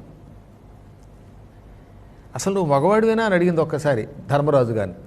ఈ ధర్మరాజు గారి వల్ల నాకు ఈ కష్టాలు వచ్చాయన్నది. కీచకుడు వచ్చి నన్ను నడ్డి మీద తన్ని హాయిగా వెళ్ళి నిద్రపోతున్నాడు. విరాటపురంలో మాట చెబుతున్నారు, ఇప్పుడు జాగ్రత్తగానండి. కీచకుడు ఆవిడ నడుము మీద తన్నాడు, వాడు వెళ్ళిపోయాడు. ఆ తర్వాత ఆవిడ అర్ధరాత్రి వేళ భీముడు నిద్రపోతున్న పాకశాలకి వెళ్ళింది, వంటశాలకి. వంటశాలలోనే చాప మీద పడుకునేవాడు పాప. ఆయన సంవత్సరం పాటు కటికి చాప మీద పడుకున్నాడండి భీముడు ఆ వంటశాలలో. మనవాడు వర్కర్లు చూసారా, అక్కడి నుంచి ఇక్కడి నుంచి వచ్చి ఇక్కడ ఆ వర్కింగ్ రూముల్లో పడుకుంటారే బెర్తుల్లో, అలా పడుకున్నట్టు ఆయన. ఆయన వీపు మీద చెయ్యేస్తే ఆయన కంగారు పడి లేచి, నువ్వేనా, ఎవరో చూడకుండా వచ్చావా లేదా, మళ్ళీ అజ్ఞాతవాస భంగం అయిపోతుందని. ఆ తర్వాత ఎందుకు వచ్చావని అడిగాడు. అన్నీ ఎరిగి నన్ను అడుగుతున్నావా, నీకు తెలియదా, నీ కళ్ళ ముందు కీచకుడు నన్ను తన్నాడు, వాడు హాయిగా నన్ను తన్నేమో సుఖంగా నిద్రపోతుంటే నువ్వు నిద్రపోతావా, నువ్వు మగవాడివా అని అడిగింది. అప్పుడు ఆయన, ఏం చేయమంటావు, నాకు వాడి మీద కోపం వచ్చింది, అప్పుడు వాడిని ముద్ద కింద కొట్టి చంపేసేవాడిని, చంపితే అప్పుడు నన్ను భీముడిగా, నిన్ను ద్రౌపదిగా గుర్తిస్తారు, అప్పుడు 12 ఏళ్ళ అరణ్యవాసం, 1 ఏడు అజ్ఞాతవాసం చేయాలి, అందుకే కోపాన్ని అదుపులో పెట్టుకున్నాను. ధర్మరాజు గారు గనక ఆపకపోతే ఇవాళ అన్నంత పని చేసేవాడిని. అందువల్ల మనల్ని ఎప్పటికప్పుడు ధర్మ మార్గంలో నడుపుతున్న భర్తని, మా అన్నయ్యని అంటే నీ భర్తని తిట్టకూడదు అన్నాడు ఆయన. అప్పుడు ఆవిడ మళ్ళీ ఏమంది, నిజంగా నాకు ఆయన మీద కోపం లేదు, కానీ జోదవాడి మనకి కష్టం తెచ్చిపెట్టాడని, ఎప్పటికప్పుడు ఆయన వల్ల కష్టాలు పొందుతున్నామని కోపగించి ఈ మాట అన్నాను తప్ప భర్త మీద నాకెందుకు కోపం ఉంటుంది. భార్య అన్నాక భర్త తప్పు చేసినప్పుడు ఇది తప్పు అని ఎత్తి చూపించాలి. మళ్ళీ ఎత్తి చూపించిన తర్వాత ఆయన ఎప్పుడు అదే పెట్టి దెప్పకుండా మళ్ళీ సరైన మార్గంలో పెట్టాలి. వీపు మీద కర్రతో దెబ్బ కొట్టి మెల్లగా నెయ్యి రాయాలి, వెన్నపూస రాయాలి. ఇది ధర్మం అన్నది ఆవిడ. ధర్మరాజు గారు కీచకుడు వచ్చి ఆవిడ ఏడిపిస్తూ ఉంటే ఆ సమయంలో సభలో ఉన్నాడు. ఈవిడ అక్కడే నిలబడి రెచ్చిపోతోంది. దిక్కుమాలిన మొగుళ్ళు ఉన్నారు నాకు, పేరుకి 5 భర్తలు, ఈ దుర్మార్గుడు నన్ను తన్నుతూ ఉంటే రక్షించట్లేదు అన్నది. ఈవిడ కంగారులో నేను ద్రౌపదిని బయట పెట్టేస్తుందేమో, అజ్ఞాతవాసం భంగం అయిపోతుందేమో అని అనుకుని, ఏమిటిది విచ్చలవిడి నాట్యంబు చాపు చూడ్పున అన్నాడు ఆయన. ఏ డ్యాన్స్ చేస్తున్నావా సభలో, పతివ్రతలు ఇలాగా నృత్యం చేయకూడదు అన్నాడు. అంటే వెళ్ళిపోతుందని. అప్పుడు ఆవిడ ఏమందో తెలుసా సభలో, నాదు వల్లభుండు నటుడెంత నిక్కంబు. నా భర్తలో భర్త ఉన్నాడు, ఆయన నటుడు, నాట్యం చేసి ఆడవాళ్ళకి నాట్యం నేర్పుతూ ఉంటాడు. కాన ఏ శైలూషి కాన నంగరాదు కంకుభట్ట. నా మొగుడు ఎప్పుడు డ్యాన్సు చేస్తూ నృత్యం నేర్పుతూ బతుకుతున్నాడు గనక పెద్దవారి ఎట్లా పిన్నవారు, భర్త ఎలా చేస్తే భార్య ఎలా చేయాలి. నా భర్త డ్యాన్స్ చేస్తున్నాడు కనుకే నేను డ్యాన్స్ చేస్తున్నాను, కాబట్టి నేను నాట్యకత్తిని కాదు అని చెప్పట్లా, నిజంగానే నేను నర్తకిని. అదే కాదు, నా భర్తలో మరొక మహానుభావుడు ఉన్నాడు, కితవుండు, జోదగాడు. జోదం ఆడేటటువంటి వాడి భార్యకి మర్యాద ఎక్కడుంటుంది అని చురుగ్గా చూసి రెండో వాడికి తెలియకుండా దెప్పి వెళ్ళిపోయింది. మళ్ళీ అది దెప్పినట్టు ఎవడికి తెలియదు, ఆవిడ దెప్పింది ఒక్కొక్కప్పుడు. తద్వారా వ్యాసుడు మనకు సందేశం ఇచ్చాడు, భార్య ఎంతో ప్రేమతో భర్తను చూసుకోవాలి. సందేహం లేకుండా మా ఆయనే మంచివాడు అనుకోవాలి, అంతేగాని పద్మాకర్ గారిని చూసి నేర్చుకో అనకూడదు. అస్మాటు భర్తకి దెప్పితే మండుతుందండోయ్. చూడండి ఆయన ఎంత మంచివాడో, వాళ్ళ ఆవిడకి కాళ్ళకి నూనె రాశాడు, మీరు ఉన్నారు నా చేత రాయించుకుంటున్నారు. చూడండి ఆయనేమో ఆవిడ కోసం గొలుసు తెచ్చాడు, మీరు నా దగ్గర ఉన్న పులుసు కూడా పట్టుకుపోతున్నారు అని 24 గంటలు తెప్పితే తగాదాలు పెరిగిపోతాయి, విడాకుల దాకా వెళ్ళిపోతాం. అందుకని తిట్టాలి, టెక్నిక్గా తిట్టాలి. తిట్టినట్టు భార్యాభర్తలకి తప్ప ఎప్పుడూ తెలియకూడదు, మూడో వ్యక్తిని మధ్యలోకి రానివ్వకూడదట. త్రాగుబోతైన భర్తని దారిలో పెట్టడానికి ప్రయత్నించి ఎప్పటికీ వాడు మారకపోతే మాత్రం వాడిని విడిచిపెట్టేసిన తప్పు లేదన్నాడండి వ్యాసుడు. భార్య ఓ స్థాయి దాటితే భర్తతో ఇబ్బంది వస్తే తక్షణం విడిచిపెట్టాలట. ఎలా విడిచిపెట్టాలి? మైలగుడ్డ విడిచిపెట్టినట్టు విడిచిపెట్టేమన్నాడు. బాగా పాడైపోయి మురికైపోయి చిరిగిపోయిన గుడ్డను ఏం చేస్తాం? తీసి అవతల పారేస్తాం. ఆ స్థాయికి వచ్చితే మాత్రం విడిచిపెట్టాలట. ప్రాణాపాయ స్థితిలో భర్త వల్ల తనకి అపాయం వచ్చినప్పుడు, లేదా వాడి వల్ల మరీ ఇబ్బంది వచ్చినప్పుడు, ధర్మ నాశనం అయిపోతున్నప్పుడు విడిచిపెట్టినా తప్పు లేదని మనుస్మృతి కూడా చెబుతున్నది. కాబట్టి అది ఆ స్థాయి రాకుండానే చూసుకుంటాం. స్థాయి వస్తే ఇప్పుడు ఈ మధ్యకాలంలో మీరు చూస్తున్నారు కదా, పెళ్ళయిన దగ్గర నుంచి భార్యని కొడతాడు, చంపడానికి ప్రయత్నిస్తున్నాడు, కట్నం తెమ్మంటాడు, తాగుతాడు, చాలా బాధలు పెడుతున్నాడు. అప్పుడు వాడితో కాపురం చేయడం కంటే తక్షణం విడాకులు తీసుకున్న తప్పు లేదు, ఏం మొహమాటం లేదు. ఎవడేమన్నా అనుకున్నా ఏదో చేదస్తంగా చెప్పేటటువంటి ధర్మాలు ఉన్నటువంటి వాళ్ళు అలా చెప్పినా దాన్ని ఏం పట్టించుకోకండి, నేను చెప్పాను అదే ప్రమాణం అనుకోండి, ఏం పర్వాలేదు. ధర్మం అలా చెప్పింది. అలాగని కావాలని దాన్ని మళ్ళీ అడ్వాంటేజ్ తీసుకుని కొట్టుకోమని చెప్పట్లా. అత్యావశ్యక స్థితి అంటారు దాన్ని. అసత్యం ఆడడం తప్పు. కానీ వాడు ఏం చెప్పాడు?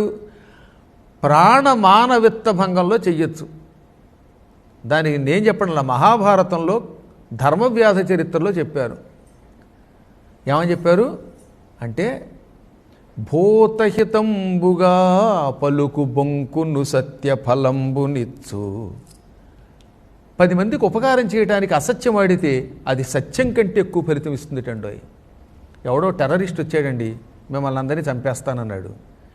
వాడు స్టెన్ గన్నో మెషిన్ గన్నో పట్టుకొచ్చాడు. అప్పుడు మీరంతా భయపడి ఈ బాత్రూంలోనే ఎక్కడో దాక్కున్నారు, చిన్న బాత్రూంలో ఎంతమంది దాక్కున్నారు. అప్పుడు వాడు నా దగ్గరకు వచ్చి, మిస్టర్ పద్మాకర్ నువ్వు ఎప్పుడు సత్యం తప్ప అసత్యం పలకవట, వీళ్ళని చంపాలనుకున్నాను. ఏరి లక్ష్మి గారు ఎక్కడున్నారు, గాడేపల్లి వారు, వీళ్ళందరినీ కాల్ చేయడానికి వచ్చాను అంటే, అప్పుడు నేను సత్యమే పలుకుతానండి, వాళ్ళంతా బాత్రూంలో దాక్కున్నారండి అని చెబితే వాడు మిమ్మల్ని అందరినీ కాల్ చంపేస్తాడు లేదా? అప్పుడు నాకేం పుణ్యం వస్తుంది? అప్పుడు మిమ్మల్ని రక్షించడానికి ఏం చెప్పాలన్నమాట, కింద చింగ్ చింగ్ చింగ్ కాంగ్ అని ఉంది, అక్కడ ఉన్నారని చెప్పాలి. అక్కడ పోలీసు వాళ్ళు ఉంటారు, మిమ్మల్ని వాడిని వేసేస్తారు. కాబట్టి 10 మందికి ప్రాణదానం చెయ్యటానికి అసత్యం ఆడితే అది సత్య ఫలితం ఇస్తుంది. తద్భూత భయానకంబగు ప్రభోతపు సత్యము బొంకునట్లా. 10 మందికి అపకారం చేసే సత్యం అసత్యం కంటే ప్రమాదమైనది. ప్రాణాతురుడైనచో, ప్రాణం పోతున్నప్పుడు అసత్యం ఆడవచ్చట. పరిణయంబునయందున పల్కు బొంకు సత్యాతిశయం బా. కొంచెం జాగ్రత్తగా వినాలి ఇది. ప్రాణం పోతున్నప్పుడు పెళ్ళిళ్ళు అవడానికి అసత్యం ఆడితే అది సత్యం కంటే ఎక్కువట. సత్యం అనలా, సత్య అతిశయం అన్నారు. అంటే ఒక ఆయన బొత్తిగా 5 అడుగులే ఉన్నాడు, పెళ్లి కూతురు 5 అడుగులు 2 అంగుళాలు ఉంది. ఈయనకి పెళ్ళి అవ్వట్లేదు, ఎన్ని దేశాలకు వెళ్ళినా అవ్వట్లా. ఈయన పెళ్లి చేసుకోవాలి. అప్పుడు ఈయన ఏమనొచ్చు అనమాట, హై హీల్స్ షూ వేసుకుని నేను కూడా 5'2" అన్నాను, 5'3" ఉన్నానని చెప్పచ్చు. అబద్ధం ఆడి పెళ్లి చేసుకున్నాక తర్వాత ఏదో ఆ పాటలు పడతాను అనుకోండి. 2 అంగుళాల దగ్గర అసత్యం ఆడి పెళ్లి చేసుకుంటే తప్పు లేదట. అందువల్ల పెళ్ళిళ్ళల్లో అసత్యం ఆడితే తప్పులేదు. కాకపోతే ఎటువంటి అసత్యం మరీ ఎక్కువ ఆడేయకూడదు. అమ్మాయి 10th క్లాస్ ఫెయిల్ అయిపోతే 10th పాస్ అయ్యిందని పెళ్లి చేసేయండి, తర్వాత వాడు బాటలో వాడు పడతాడు. కానీ బొత్తిగా 10th ఫెయిల్ అయిపోయిన అమ్మాయిని, మెట్రిక్ ఫెయిల్ అయిపోయిన అమ్మాయిని లా గోల్డ్ మెడలిస్ట్ అని చేసామా, అది కొంపలిగిపోతుంది. అంత దారుణమైన అబద్ధం ఆడకూడదు. కాబట్టి చిన్న చిత్తగా అసత్యం ఆడండి. ఆ అసత్యాలు ఉన్నాయే అవి సత్యం కంటే గొప్పవి. మహితాత్మక ఇట్టివి ధర్మ సూక్ష్మములు. ధర్మ సూక్ష్మాలు అటువంటివండి. అలాగే పితృకార్యాలు చేసి తీరాలి, కానీ కర్మయోగం వల్ల చేయడానికి ఆ సమయానికి మనం లేం. అప్పుడేం చెప్పారన్నమాట, తద్దినం తప్పనిసరిగా ఆ తిథి నాడు పెట్టాలి. ఒక ఆయన మాఘ బహుళ పంచమి నాడు పోయాడు, ఆయనకి తద్దినం పెట్టాలి. ఆ సమయానికి మనం ఎక్కడో ఇరుక్కుపోయాం. అప్పుడు తర్వాత మాసంలో బహుళ పంచమి నాడు కానీ, లేదా అమావాస్యలు, సంక్రాంతి దినాలు, లేదా మహాలయ పక్షాల్లో పెట్టినా ఆ పుణ్యం వస్తుందన్నారు. లేదా క్షేత్రానికి వెళ్ళి పెట్టమన్నారు. అన్నిటికీ రెమెడీస్ చెప్పారు, ప్రతి దానికి చెప్పారు. పొరపాటున బయట ఉన్నప్పుడు ఇంట్లో వంట చేయవలసి వస్తుంది. ఇప్పుడు చాలామందికి ఉద్యోగాలు ఉన్నాయి కదా, తప్పక ఆఫీస్కి వెళ్ళాలి, వంట చేసుకు తినాలి. బయట ఉన్నప్పుడు అగ్నిని ముట్టుకోవడం దోషం. కానీ ఈ పనులు అందరూ చేయవలసి వస్తుంది. అటువంటి వాళ్ళ కోసం లక్షవర్తుల నోము పెట్టారు. లక్షవర్తుల నోము కనుక చేసుకుంటే జీవితంలో ఈ మహిళలు ముట్లు కలుపుకున్న పాపాలన్నీ పటాపంచలైపోతాయి. ఒకటి కాదు, అనేక దోషాలకి అనేక ప్రాయశ్చిత్తాలు చెప్పారు. అందుకే ఇటువంటివి ధర్మ సందేహాలు వచ్చినప్పుడు అయ్యా మాకు ఈ దోషం ఉన్నది, దానికి ప్రాయశ్చిత్తం ఏమిటని విడివిడిగా అడగవలసిందే తప్ప కట్టగట్టుకుని అని చెప్పలేమన్నమాట. ఇంకా చిట్ట చివరిగా ఆఖరిని ఏం చెప్పారు, మా జీవితంలో అన్ని దోషాలే చేశాం, ఇక ప్రాయశ్చిత్తం చేసుకుని కొంత వీలున్నంత వరకు మంచి మార్గంలో నడుచుకుందాం అనుకున్నాం. ఇంతవరకు చేసిన పాపాలన్నీ ఎలా పోతాయి? గురుచరణాంబుజ నిర్భర భక్త సంసారాత్ అచిరాత్ భవముక్త. గురువు పాదపద్మములను భక్తితో తలుచుకుంటే ఈ సంసారము నుంచి చాలా తొందరగా విముక్తి పొందుతాం. గ్యారంటీగా ఎటువంటి వాడైనా విముక్తి పొందుతాడు, సందేహం లేకుండా విముక్తి పొందుతాడు. దోషములు చేసి కూడా అందులోంచి విముక్తి పొందుతాం. కావాలని చేయటం లేదు కదా. అసత్యమాడిన వాళ్ళు ఎంతమంది లేరు భూలోకంలో? ఆ అసత్యానికి ఒక ప్రాయశ్చిత్తం ఉన్నది. కాకపోతే ప్రాయశ్చిత్తం ఉన్నది అసత్యం ఆడద్దన్నాడు. తప్పు కావాలని చెయ్యకు, కానీ తప్పక చేస్తున్నాం కనుక ఈ కలియుగంలో బ్రతకడానికి చెయ్యాలి. ఈ కలియుగంలో విచిత్ర కాలం కనుక పూర్వంలో కుదరదు. మీకంటేనంటే మాకే కుదరడం లేదండి. వాళ్ళ నిరంతరం మేము హాయిగా పీఠాల్లో ఉన్న మాకే ఒక్కొక్కప్పుడు ప్రయాణాల్లో సాగడంలా సంధ్యావందనాదులు. మేమే కొన్ని ఎడల తినకూడనివి తినవలసి వస్తున్నది తప్పనిసరి. నిజంగా నిలబడి తినడం నా జీవితంలో ఇష్టం లేదు. కానీ కొన్ని సమయాల్లో ఏం చేస్తాం మరి, ఏ హైదరాబాదో వెడుతున్నాం, దారిలో తినకపోతే శరీరం నిలబడదు. అప్పుడు నిలబడి ఏ అరటిపండో తింటున్నాం. ఆ తినడానికి కూడా ప్రాయశ్చిత్తం గాయత్రి మంత్ర జపం అన్నమాట. అందుకని గాయత్రి మంత్రపూర్వకంగా తింటే దానికి దోషం పోయినట్టే. సంధ్యావందనాదులు సక్రమంగా చేస్తే చాలు. కలియుగంలో ఒక్క గురువుని ఆశ్రయించి ఆ గురువు ద్వారా ఒక మంత్రాన్ని అనుష్ఠానంగా స్వీకరించి దానిని చేస్తే ఆ దోషం పోతుంది.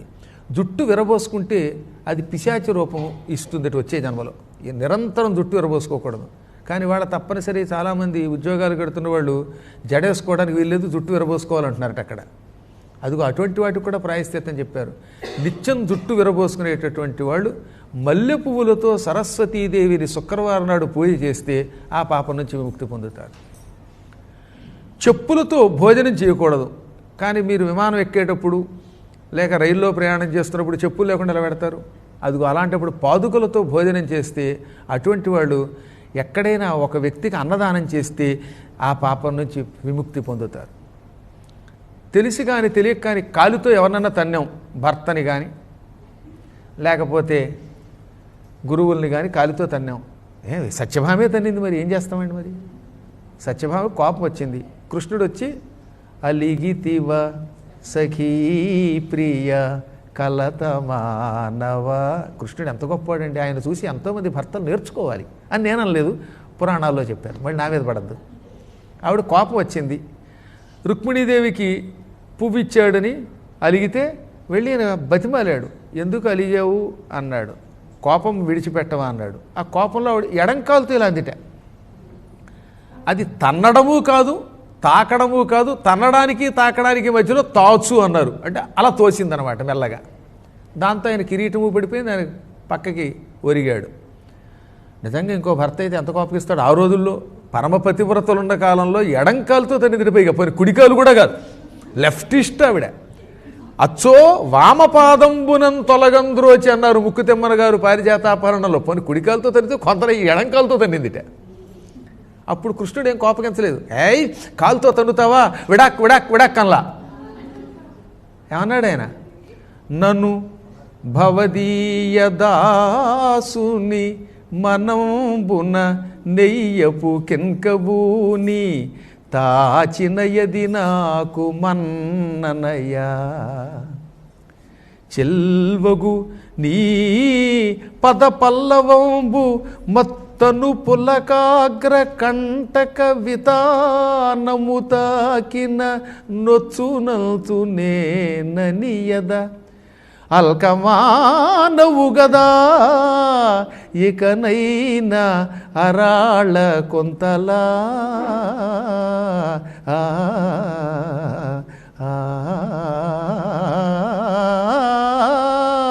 ఆ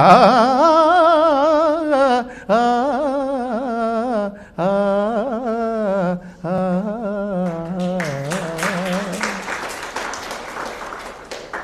నను అంటే బ్రహ్మాది దేవతల చేత నమస్కారాలు అందుకునే అంత గొప్పవాణ్ణి అయినా భవదీయ దాసుని నీకు మాత్రం దాసుణ్ణి అన్నట్ట.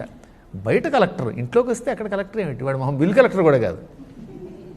నేను నీ దాసుణ్ణే. నువ్వు కోపంతో తనలేదుగా, ప్రేమ ఎక్కువైపోయి మా ఆయన ఎక్కడ దూరం అయిపోతాడో అనే బెంగతో ఎడంకాలుతో అలా తాచావే, ఆ తాచడం నాకు సన్మానం అన్నాడు. సాధారణంగా అవధానాల్లో వాటిలో మెడల్లో కండువాలు వేసి దండలు వేసి ఇచ్చే సన్మానం కంటే ఈ ఎడంకాలుతో నువ్వు తనడం గొప్ప సన్మానం. కాకపోతే ఎవరు చూడలేదు, వీడియో తీయలేదంతే. ఇది గొప్ప సన్మానం. నేను బాధపడేది నువ్వు తన్నేవని కాదు, నా శరీరం కొంచెం కఠినంగా ఉంది, నీ కాలు పువ్వులా మెత్తగా ఉంది, మెత్తని నీ పాదంతో నన్ను తన్నితే నీ కాలు ఎక్కడ నొప్పి పుట్టిందో అది కందిపోయిందో అనుకుంటున్నాను, నువ్వు కోపం మానవా అన్నాడు ఆయన. అలా భార్య ఎప్పుడైనా కోపగించి కాలితో తన్నినా, అప్పడాల కర్రతో ఒకటి కొట్టినా, కోపం వచ్చి సెల్ ఫోన్ విసిరినా తొందరపడి వెళ్ళిపోకూడదు విడాకులకి. ఎంత అదృష్టం నాకు అనుకోవాలి. ఆ విసిరేవాడు కూడా ఒక పని మాత్రం చెయ్యాలి, ఎవరూ లేని చోట ఆవిడ తన్నింది, అలాగే ఈవిడు కూడా ఎవరూ లేని చోట చేస్తే వాడు ఏమనుకోట, ఇలా సర్దుకోవాలని చెప్పారు.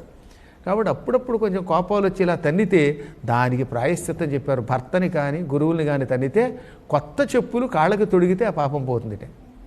అందుకే పూర్వకాలంలో గురువులకి ఎందుకు పాదుకులు ఇచ్చేవారంటే, ఏమో తెలుసో తెలియకో గురువుగారిని తన్నాం, నిన్నో మొన్నో నేను కారు ఎక్కుతూ ఉంటే చాలామంది తొక్కారు నా కాలు. ఆ తొక్కినప్పుడు తెలియక తొక్కచ్చు, కావాలని తొక్కచ్చు, దిక్కుమాలాడు ఉత్తప్పుడు దొరకట్లేదు ఇప్పుడు దొక్కా అని ఒక తొక్కుండొచ్చు మా శిష్యులైనా. ఆ పాపానికి ప్రాయశ్చిత్తం చేసుకోవాలనిపిస్తే కొత్త చెప్పులు అనమాట, రెడీమేడ్ చెప్పులు మంచిగా ఉంటాయి కదా, మళ్ళీ వాడు తొడుక్కున్నావు కాకుండా అవి ఇమ్మన్నారు. అది ఇస్తే ఆ పాపం పోతుందట. మార్కండేయ పురాణంలో భయంకర పాపాల నుంచి విముక్తి పొంది స్వర్గానికి వెళ్ళడానికి మార్గం చెప్పారండోయ్. గొడుగు, చెప్పులు, ఇల్లు ఇటువంటివి దానం చేసేవాడు నరకాన్ని చూడకుండా పైనుంచి బైపాసులో విమానంలో వెళ్ళిపోతాట. విమానై సోజ్వలైర్ యాంతి భూమి దాన ప్రధానరాహ. ఇది మార్కండేయ పురాణంలో ఉన్నది. మళ్ళీ ఇంటికి వెళ్ళాక నేను చెప్పిన మార్కండేయ పురాణం ఉంటుంది, సంపూర్ణ మార్కండేయ పురాణం యూట్యూబ్లో వర్తిపర్తి పద్మాకర్ మార్కండేయ పురాణం అని కొట్టేయండి, వచ్చేస్తుంది, శుభ్రంగా వినండి. అందులో చెప్పారు గొడుగు, చెప్పులు, భూమి మొదలైనవి దానం చేస్తే దివ్య విమానం ఎక్కి ఈ భూలోకంలో చేసిన ఈ పాపాలన్నిటికీ ప్రాయశ్చిత్తం పొంది స్వర్గానికి వెళ్ళిపోతారట. ప్రతిదానికి ఒక ప్రాయశ్చిత్తం ఉన్నది. ఎంగిలి ఎప్పుడు ఎవరికి పెట్టకూడదు. ఇవాళ చాలామంది ఇళ్లలో ఎంగిళ్ళే అయిపోతున్నాయి. పిల్లల్ని వదిలేస్తున్నాం, వాడేమో అప్పడాలు తినేసేసి ఆ చెయ్యి మళ్ళీ ఎంగిలి చెయ్యి అందులో పెడతాడు. లేదా పెరుగు డబ్బా తీసి నాకేసి మళ్ళీ ఆ చెయ్యి పెట్టి పెరుగు నాకాడు, ఆ పెరుగు నాకు వేస్తే నా కర్మగాలి నేను ఏమైపోతాను మరి. ఇక బఫే కూడా ఇది చెప్పక్కర్లేదు, అందులో ఎంతమంది చెయ్యి పెట్టారో తెలియదు. అటువంటి వాళ్ళకి మహాపాపాలే కదా మరి. ఇటువంటి పాపాలన్నిటికీ ప్రాయశ్చిత్తం అనేది ఈ ఎంగిళ్ళు పెట్టడం, ఎంగిళ్ళు తినిపించటం, తెలియక ఇతరులకి తాము తిన్నవి పెట్టడం అన్నదే.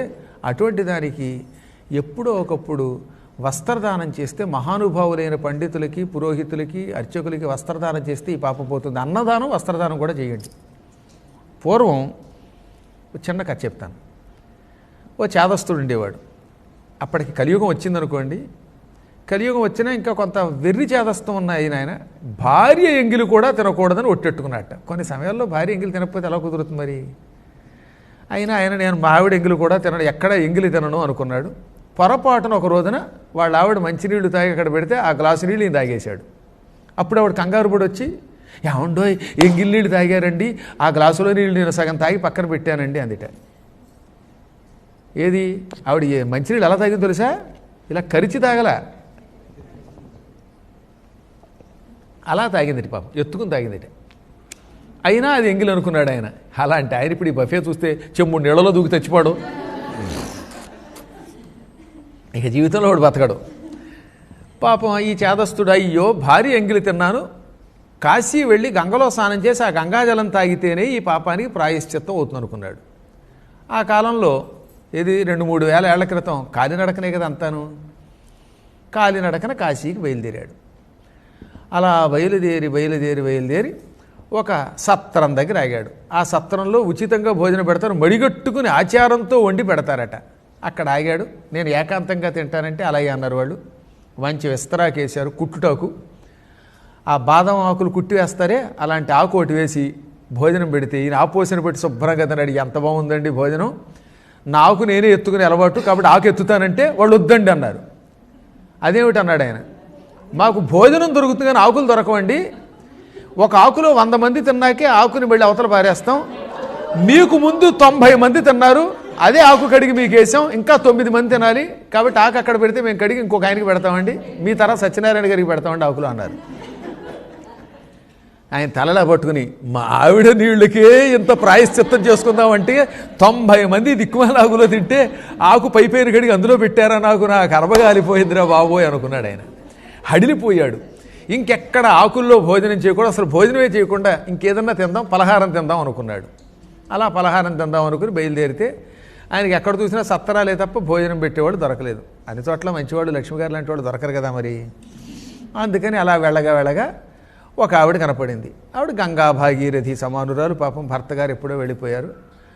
ఏకాదశి ఉపవాసం అంటే ద్వాదశి నాడు తిందామని పాయసం ఇత్తడి గిన్నె నిండా వండుకుందిట. పూర్వం ఇంత గిన్నెతో పాయసం వండుకు తినేవారండి. ఇప్పుడేమయ్యా షుగరో అని అసలు పాయసమే తినేవాళ్ళు లేరు, చేసేవాళ్ళు లేరు. ఒకవేళ పాయసం చేస్తే అది పాయసం ఏంటి వీడు మొహం, నన్ను అప్రస్తుతంలో అడిగినాడు చప్పట్లులాగా, చప్పటి పాయసం అంట, పైగా షుగర్ పేషెంట్లు పాయసం అంట. ఈ దిక్కుమాల పాయసం నాకెందుకన్నా నాకు మండిపోయి. శుభ్రంగా బెల్లం వేసేసి ఆ జీడిపప్పులు కిస్మిస్ ఆవు నెయ్యి అవన్నీ వేసి చేస్తే పాయసం తప్ప, లేకపోతే దిక్కుమాల పాయసం ఎందుకు అసలు? స్వీట్ అంటే స్వీటే, లేకపోతే మానేయాలి. అందువల్ల పాయసం చేసేవాడు అలా చేయాలి, మంచి మధురంగా ఉండాలి. సరే ఆవిడ బాగా అంత గిన్నెతో పాయసం చేసుకుందిట. ఈయన వెళ్ళి అమ్మ నేను ఎక్కడ భోజనం చేయరు, పలహారం చేద్దాం అనుకుంటున్నాను, వండుకుందాం అనుకుంటున్నాను అంటే, లేదండి ద్వాదశి ఘడియల్లో ఎవరికైనా పెట్టి నేను తిందామని పాయసం చేశాను, మీరు వచ్చారు, ఇదిగో గిన్నెతో పాయసం అనగా ఆ గిన్నె నా ఒక్కడికి సరిపోతుందమ్మా అన్నట్టు ఆయన.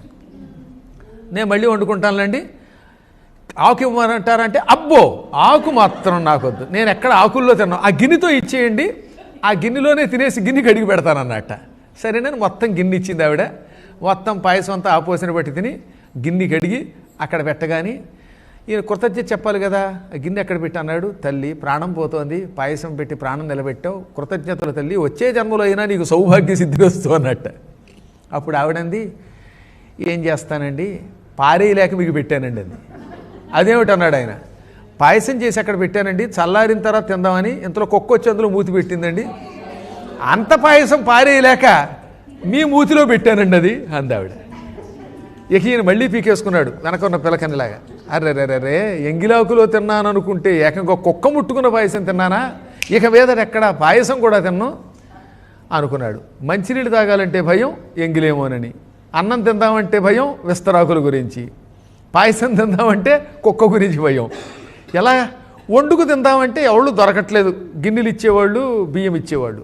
దాహం ఎక్కువైపోయింది, ఎదురుగుండా చెరువు ఉన్నా మంచినీళ్ళు తాగలేడు ఆయన. ఓ ఇంటికి వెళ్ళాడు.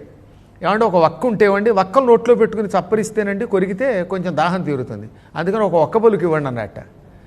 అప్పుడు సత్యనారాయణ గారు లాంటి ఒక ఆయన వక్కోటి పట్టుకొచ్చి ఇచ్చారు. ఆ వక్క నోట్లో పెట్టుకుని పటక్కన కొరికాడు ఆయన. వెంటనే ఆయన అన్నాడు, ఆహా మీ పళ్ళు ఎంత గట్టివండి, ఈ వక్క ఎంత పూర్వం 200 మందికి ఇచ్చాను, వాళ్ళు నోట్లో పెట్టుకుని కొరకలేకపోయారు, మీకు ఇవ్వగానే నోట్లో పెట్టుకుని పటక్కన కొరికారు, ఏమి దంతాలండి మీవి అనగానే ఈయన హడిలిపోయి చాలు ఇక కాశీయాత్రని ఇంటికి వెళ్ళిపోయాడు. కర్మయోగం మరి ఏం చేస్తాం, ఇలా ఎంగిలి తినాల్సి వస్తుంది, ఎంగిలి పెట్టవలసి వస్తూ ఉంటుంది, అందుకని మానేసి ఇంటికి వెళ్ళాడు. దానికి ప్రాయశ్చిత్తం ఏమిటి? అద్భుతమైన మాట చెప్పారు. కాసి నీళ్లు తీసుకుని ఓ పంచపాత్రలో పోసుకోండి, దాని మీద చెయ్యి పెట్టండి, చెట్టి 3 పర్యాయములు పొండరీకాక్ష పొండరీకాక్ష పొండరీకాక్ష అనుకోండి. ఆ తర్వాత ఉద్ధరణితో ఆ నీళ్లు తిప్పండి. తిప్పుతున్నంతసేపు గంగా గంగేతి యో బ్రూయాత్, గంగా గంగా అనుకోవాలి చాలు. గంగా గంగా గంగా గంగా అని కొన్ని వందల మైళ్ళ దూరంలో ఉన్న మన ఇంట్లో ఉన్న నీళ్లలో స్నానం చేస్తే గంగా స్నాన ఫలితం వస్తుంది. అందువల్ల ఈ నీళ్లు గంగా గంగా అనుకుని చేతిలోకి పోసుకుని మీకు గురువులు ఇచ్చిన మంత్రం ఉంటే మంత్రం, ఏ మంత్రం లేకపోతే నారాయణ నారాయణ నారాయణ అని 3 సార్లు పుచ్చుకుంటే ఈ ఎంగిళ్ళు తాగడం వల్ల, తినడం వల్ల, ఇతరులకు పెట్టడం వల్ల వచ్చే దోషం అంతా పటాపంచలైపోతుంది. ఇది కూడా ప్రాయశ్చిత్తం చెప్పారు. రాత్రిపూట మెలకుగా ఉండడం, పగటిపూట ఏమో నిద్రపోవటం నిశాచరత్వం, రాక్షస లక్షణం. కొంతమందికి మినహాయింపు ఇచ్చారు దాన్ని. ఎవరికి? రక్షక భటులకి, రాత్రిపూట గస్తీ తిరిగే వాళ్ళకి, మహారాజులకి, లేదా అనారోగ్యంతో ఉన్న వాళ్ళకి మినహాయింపు ఇచ్చారు. కానీ వాళ్ళు చాలామంది నైట్ డ్యూటీ చేయవలసి వస్తుంది. ఆడవాళ్ళు కూడా 10-12 దాకా తిరగాల్సి వస్తుంది. అలా రాత్రి ఏమో ఎక్కువ మెలకుగా ఉండడం, ప్రొద్దుడు లేవకపోవటం వల్ల వచ్చే పాపానికి ప్రాయశ్చిత్తం ఏమిటి? సత్యనారాయణ వ్రతం చేసుకుంటే ఆ పాపం అంతా పోతుంది. అందుకే వ్రతం చాలా గొప్పది. అది విశేషత కలియుగే సత్యపూజ ఫలప్రద అన్నారు. ఉపవాసం కలియుగంలో ఉండకూడదు, పూర్తి ఉపవాసం లేదట. పూర్వం ఆచమనం చేసిన నీరు తప్ప ఇంకా ఏ నీరు తాగకుండా ఉపవాసం ఉండేవారు. ఇప్పుడు కలియుగంలో అలా ఉండద్దన్నారు. శిశువులకి అంటే 8 సంవత్సరాల లోపు ఉండే పిల్లలకి, 50 ఏళ్ళు దాటిపోయి పైబడిన వాళ్ళకి ఉపవాసం చేయకపోతే అసలు దోషమే లేదు, పూర్తి ఉపవాసమే ఉండక్కర్లేదు. కానీ మధ్యలో వాడు ఉపవాసం ఉండాలి. శివరాత్రికైనా ఉండాలి, ఏకాదశికైనా ఎప్పుడొకప్పుడు ఉపవాసం ఉండాలి. ఆ ఉపవాసానికి ఈ కలియుగంలో ఏం చెప్పారు? ఏమీ తినకుండా ఉండద్దు, అది లంకణంతో సమానం. ఫలహారం చెయ్యండి. ఫలం అంటే పండుండోయి. ఫలహారం అంటే పెసరట్టు ఉప్మా, పూరి కూర, ఆ వడ, ఈ విడ కాకుండా కేవలం పండు తిని ఉండండి. పండు తిని కూడా ఉండలేని వాళ్ళ కోసం భీముడో చిట్కా చెప్పాడు. అన్నం భిన్నం చేసుకోండి. అనగా బియ్యం ఆడిస్తే వచ్చే రవ్వ ఉంటుంది కదా, ఆ రవ్వతో బియ్యపు రోకతో ఉప్పుడు పిండి, మరీ టేస్ట్లుగా కాకుండా సాంబార్లు అవి పోసుకోకుండా కేవలం ఉప్పుడు పిండి చేసుకుని కొంచెం తింటే అది దోషం కాదు. అది కూడా సంపూర్ణ ఉపవాసం కింద లెక్క. కలియుగంలో అసలు పూర్తిగా ఉపవాసం లేదు పొమ్మన్నాడు. అంతే, నేను చెప్పడం కాదు, పద్మపురాణం చెప్పింది. కాబట్టి ఎంతో కొంత తిని ఉపవాసం ఉండండి. అన్నం మాత్రం మానేయండి ఆ ఒక్కపూటగా అన్నారు. కానీ ఇవాళ ఏం చేస్తున్నాం మనం? నాకు శనివారం అండి అనడం. మీకు శనివారం అయితే నాకు కదా, అందరికీ శనివారమే. శనివారం అనే పేరుతో రాత్రి రకరకాల రుచులు తినమని కాదు, అన్నం తగ్గించమని. అక్కడ అసలు శనివారం వచ్చిందంటే పెసరట్టు, ఉప్మా, నేతి గారెలు, పూరీలు, కూర, వీడు మొహం దుంపదేగా తెగదినేస్తున్నారు వీళ్ళు అనకూడదు. కానీ అన్ని తింటే అది పాపం. అధికాహారం కాకుండా లఘ్వాసీహి అన్నారు, తక్కువ ఆహారం సేకరించవలని. అల్పాహారీ తపోధన, ఆహారం తగ్గించడానికి శనివారం నియమం పెట్టారు తప్ప ఇన్ని తినమని కాదు. కనుక పొద్దున భోంచేసి రాత్రికి కుదిరితే ఉపవాసం ఉండండి, కుదరకపోతే చాలా తక్కువగా 1-2 ఇడ్లీ. ఆ ఇడ్లీ కూడా ఎంతంత ఇడ్లీ అట, ఇంతంత ఇడ్లీ అనమాట. చిన్ని ఇడ్లీ తినాలి, ఇంతంత ఇడ్లీ కాదు. మళ్ళీ ఆ నియమం పాటిస్తే అనేకములైన దోషములు పోతాయి. ఏం దోషాలు? తినకూడని పదార్థాలు తింటే అది దోషం, అభక్ష్య భక్షణ దోషం. అగమ్య గమనం, వెళ్ళకూడని చోటికి వెళ్ళడం, పొందరానటువంటి స్త్రీలని పొందడం, తాగకూడనివి తాగడం, వీటి వల్ల వచ్చే దోషములు ఈ ఉపవాసం వల్ల పోతాయి. అందుకని ఉపవాస నియమం పెట్టారు. శివరాత్రి లాంటి వాటి రోజుల్లో మధ్యాహ్నం పూట కాస్త ఉప్పుడు పిండి తిని మిగతావి ఏవి పడితే తినకుండా భగవంతుడి నామస్మరణ చేసి అభిషేకం చేస్తే ఎన్ని పుణ్యాలండి వాటి వల్ల మనకి. కలియుగంలో ఇంకా సులభమైన ఉపాయం ఒకటి ఉంది. నామస్మరణాత్ అన్య ఉపాయం నహి. నామస్మరణాత్, నామస్మరణము కంటే అన్య ఉపాయం లేదట. అందుకే తరచుగా పురాణాల్లో కూడా మేము రామ అనిపించడం, నారాయణ అనిపించడం, శివ అనిపించడం చేస్తున్నాం. నిరంతరం భగవన్నామస్మరణం చేస్తే అనేక దోషముల నుంచి విముక్తి పొందుతాం. కాబట్టి వీలున్నప్పుడల్లా ఏం చేస్తారన్నమాట, రామ అనండి, కృష్ణ అనండి. ఫోన్ ఎత్తగానే హెల్లో హెల్లో అనకండి. హెల్ అంటే నరకం, హెల్లో అంటే ఓ నరకమా, ఓ నరకమా. ఇక్కడే నరకం అనిపిస్తున్నాం, మళ్ళీ నరకాన్ని తలుచుకోవడం ఎందుకు కర్మ. కాబట్టి హెల్లో అనకుండా జై శ్రీరామ్ అనండి, లేదా ఓం నమశివాయ అనండి, హరి ఓం అనండి. అప్పుడు ఎంతో లాభం మనకి. ఈ వంకతో భగవన్నామస్మరణం చేస్తున్నాం, ఇతరుల చేత చేయిస్తున్నాం అన్నమాట. ఈ దిక్మాలను హెల్ల విడిచిపెట్టేయండి. అప్పుడు తెలియకుండానే నిరంతర స్మరణ చేయటం వల్ల ఎన్నో లాభాలు వస్తాయి. చివరి క్షణంలో అంత్యకాలంలో భగవన్నామస్మరణం చేస్తాం. రోజు రామ రామ రామ రామ రామ రామ అనగా జీర్ణించుకుపోతుంది కదా. అందువల్ల ఆఫీస్కి వెళ్ళినా రామరామ అని అంటాం. నువ్వు దొంగతనం చేసావా, రామరామ నేనెక్కడ చేశానంటాడు. ఏమే నువ్వు నాకు తెలియకుండా పెసరట్టు తిన్నావా? రామరామ నేనెక్కడ తిన్నానంటుంది. ఈ విధంగా రామనామం జీర్ణించుకుపోవటం వల్ల చివరి క్షణాల్లో నరకభటులు వచ్చినప్పుడు రామ అంటాం, అప్పుడు యమలోకానికి వెళ్ళాం, హాయిగా ఉత్తమ లోకానికి వెళ్ళిపోతాం. అజామిళుడు అదేగా చేశాడు. వాడు కొడుక్కి నారాయణ అని పేరు పెట్టుకున్నాడు. దానివల్ల ఏమైంది, చివరి క్షణాల్లో యమకింకరులు రాగానే దూరమున నాడు బాలుడు బోరన్న తన హృదయ సీమ పొడ చూపిన ఓ నారాయణ నారాయణ నారాయణ ఎన్నుచునా ఆత్మనందను బిల్లిచెన్. ఎక్కడో దూరంగా ఆడుకుంటున్న కొడుకు మనస్సులో కనబడ్డాట. కళ్ళకి చెత్తారం రావడం వల్ల కంటికి కనబడలా. మనస్సులో ఆ కొడుకు రూపం గుర్తుకొచ్చి ఈ యమకింకరులను చూడగానే నారాయణ నారాయణ నారాయణ అని కొడుకును పిలిచాడు. దాంతో విష్ణు కింకరులు వచ్చారు, ఈయనకి 10 ఏళ్ళు ఆయువు ఇచ్చారు. ఆ తర్వాత వాడి జాతకం మారిపోయింది. కాబట్టి నారాయణ స్మరణం చేయించండి, తద్వారా తరించండి అని అనేక రకములైన మంగళాశాసనాలు చేస్తూ భగవంతుడు వీలున్నప్పుడల్లా మీకు పురాణములు వినే అవకాశం కలిగించుగాక. అనేక వ్రతములు చెయ్యలేకపోయినా సులభంగా తరించే ఒక ఉపాయం ఉన్నది. కృతాదౌ బహవో ధర్మాః. కృతయుగం, త్రేతాయుగం, ద్వాపరయుగంలో బహవో ధర్మాః, ఎన్నో ధర్మములు ఉన్నాయి. అవన్నీ చేస్తే కానీ తరించరట. కలౌ ధర్మస్తు కేవలం. కలియుగంలో ఒక్క ధర్మం ఉన్నది. ఆ ధర్మాన్ని ఆచరిస్తే ఇన్ని ధర్మములు చేయకపోయినా తరిస్తారు. ఏమిటి ఆ ధర్మం? పురాణశ్రవణాదన్యో విద్యతే నాపరో నృణాం అని వ్యాసుడు స్కాంద పురాణములో చెప్పాడు మానసోత్తర ఖండంలో. అనగా కలియుగంలో ఒక్క ధర్మం ఉన్నది.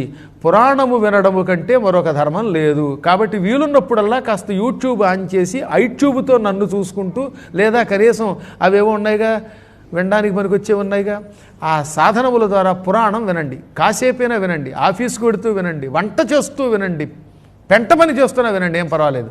అలా వినడం వల్ల, పురాణం వినడం వల్ల అనేక దోషములు తొలగిపోతాయి. తప్పక వాడు తరిస్తాడు. నన్ను నమ్మండి, ఈ పని చెయ్యండి.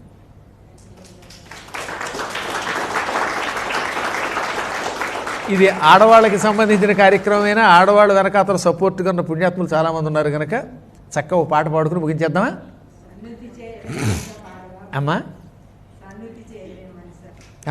ఇంటికి దీపం ఇల్లాలే ఇల్లాలే, సుఖాల పంటకు జీవం ఇల్లాలే ఇల్లాలే, ఇంటికి దీపం ఇల్లాలే.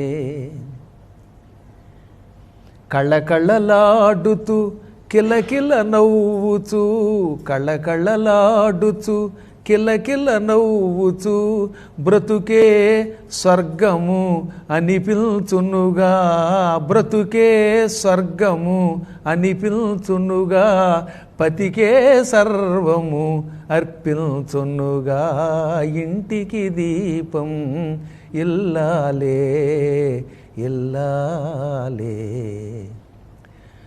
నాథుని తలలో నాలుక తీరున, నాథుని తలలో నాలుక తీరున, మంచి చెడులలో మంత్రి అనిపించును, మంచి చెడులలో మంత్రి అనిపించును. తర్వాత ఏమిటి మర్చిపోయాను. అభిరుచి తెలిసి అంటే ఎందుకు మర్చిపోయానని నటించానంటే ఒక్కడైనా అందిస్తారేమోనని. కాబట్టి ఈ పాట ఎవరు వినలేదని అర్థమైందనమాట. అభిరుచి తెలిసి ఆకలి నెరిగి,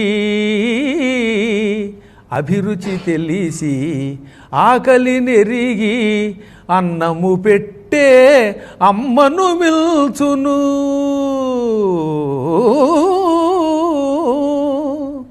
అభిరుచి తెలిసి ఆకలి నెరిగి, అన్నము పెట్టే అమ్మను మిల్చును. సహచర్యములో పరిచర్యలలో, సహచర్యములో పరిచర్యలలో, దాసిగా తరింపజూచును, దాసిగా తరింపజూచును. దయావాహిని ధర్మమూరితి భాగ్యదాయిని భారతమానిని భాగ్యదాయిని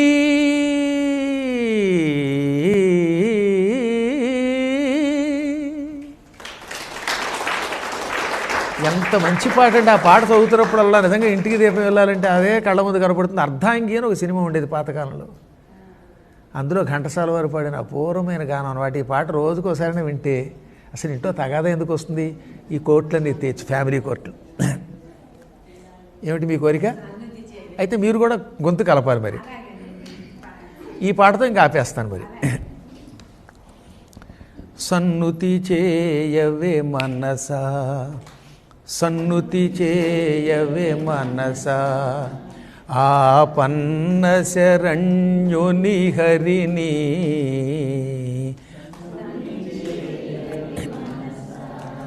ఆపన్న శరణ్యుని హరిని, సన్నుతి చేయవే మనసా. చక్రధారి కౌస్తుభహారీ, చక్రధారి చక్రధారి కౌస్తుభహారీ,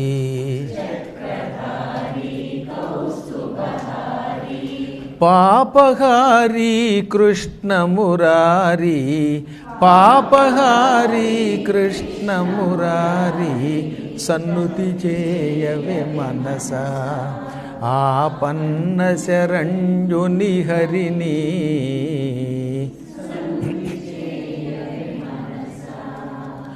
మరులు గొల్లిపే సిరులు మేను, మరులు గొల్లిపే సిరులు మేను, నిలువబోవే మనసా, మరులు గొల్లిపే సిరులు మేను, నిలువబోవే మనసా. స్థిరము కాని ఇహ భోగములా పరము మరువకే మనసా, గోపబాలుని మురళీలోలుని, గోపబాలుని మురళీలోలుని, ఆపన్న శరణ్యుని హరిని.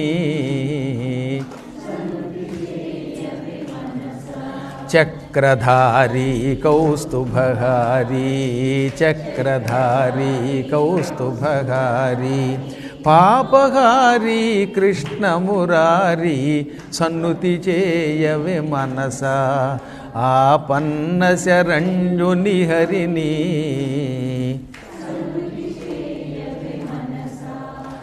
ఆదిదేవుని పాదసేవా, ఆదిదేవుని భవపయోధికి నావా, ఆదిదేవుని భవపయోధికి నావా, పరమయోగులు చేరగోరే పరమ పదవికి త్రోవా, శేషశాయిని మోక్షప్రదాయిని, శేషశాయిని మోక్షప్రదాయిని, సన్నుతి చేయవే మనసా, ఆపన్న శరణ్యుని హరిని, సన్నుతి చేయవే మనసా. చక్రధారి కౌస్తుభహారీ, పాపహారీ కృష్ణ మురారీ, పాపహారీ కృష్ణ మురారీ, సన్నుతి చేయవే మనసా, ఆపన్న శరణ్యుని హరిని, సన్నుతి చేయవే మనసా, సన్నుతి చేయవే మనసా.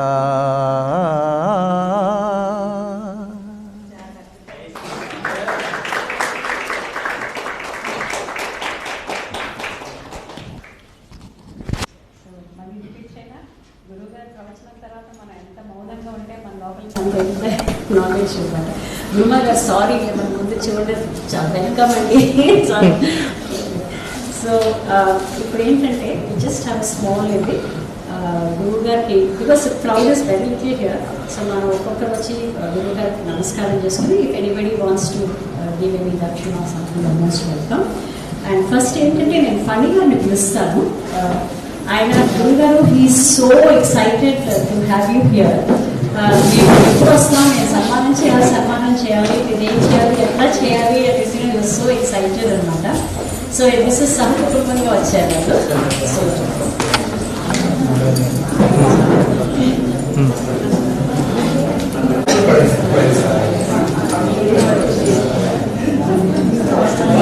మేడం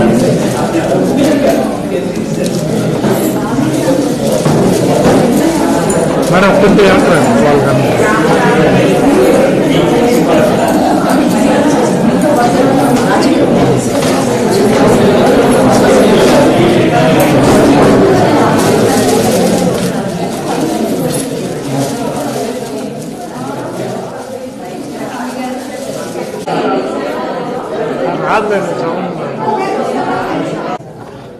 పాపం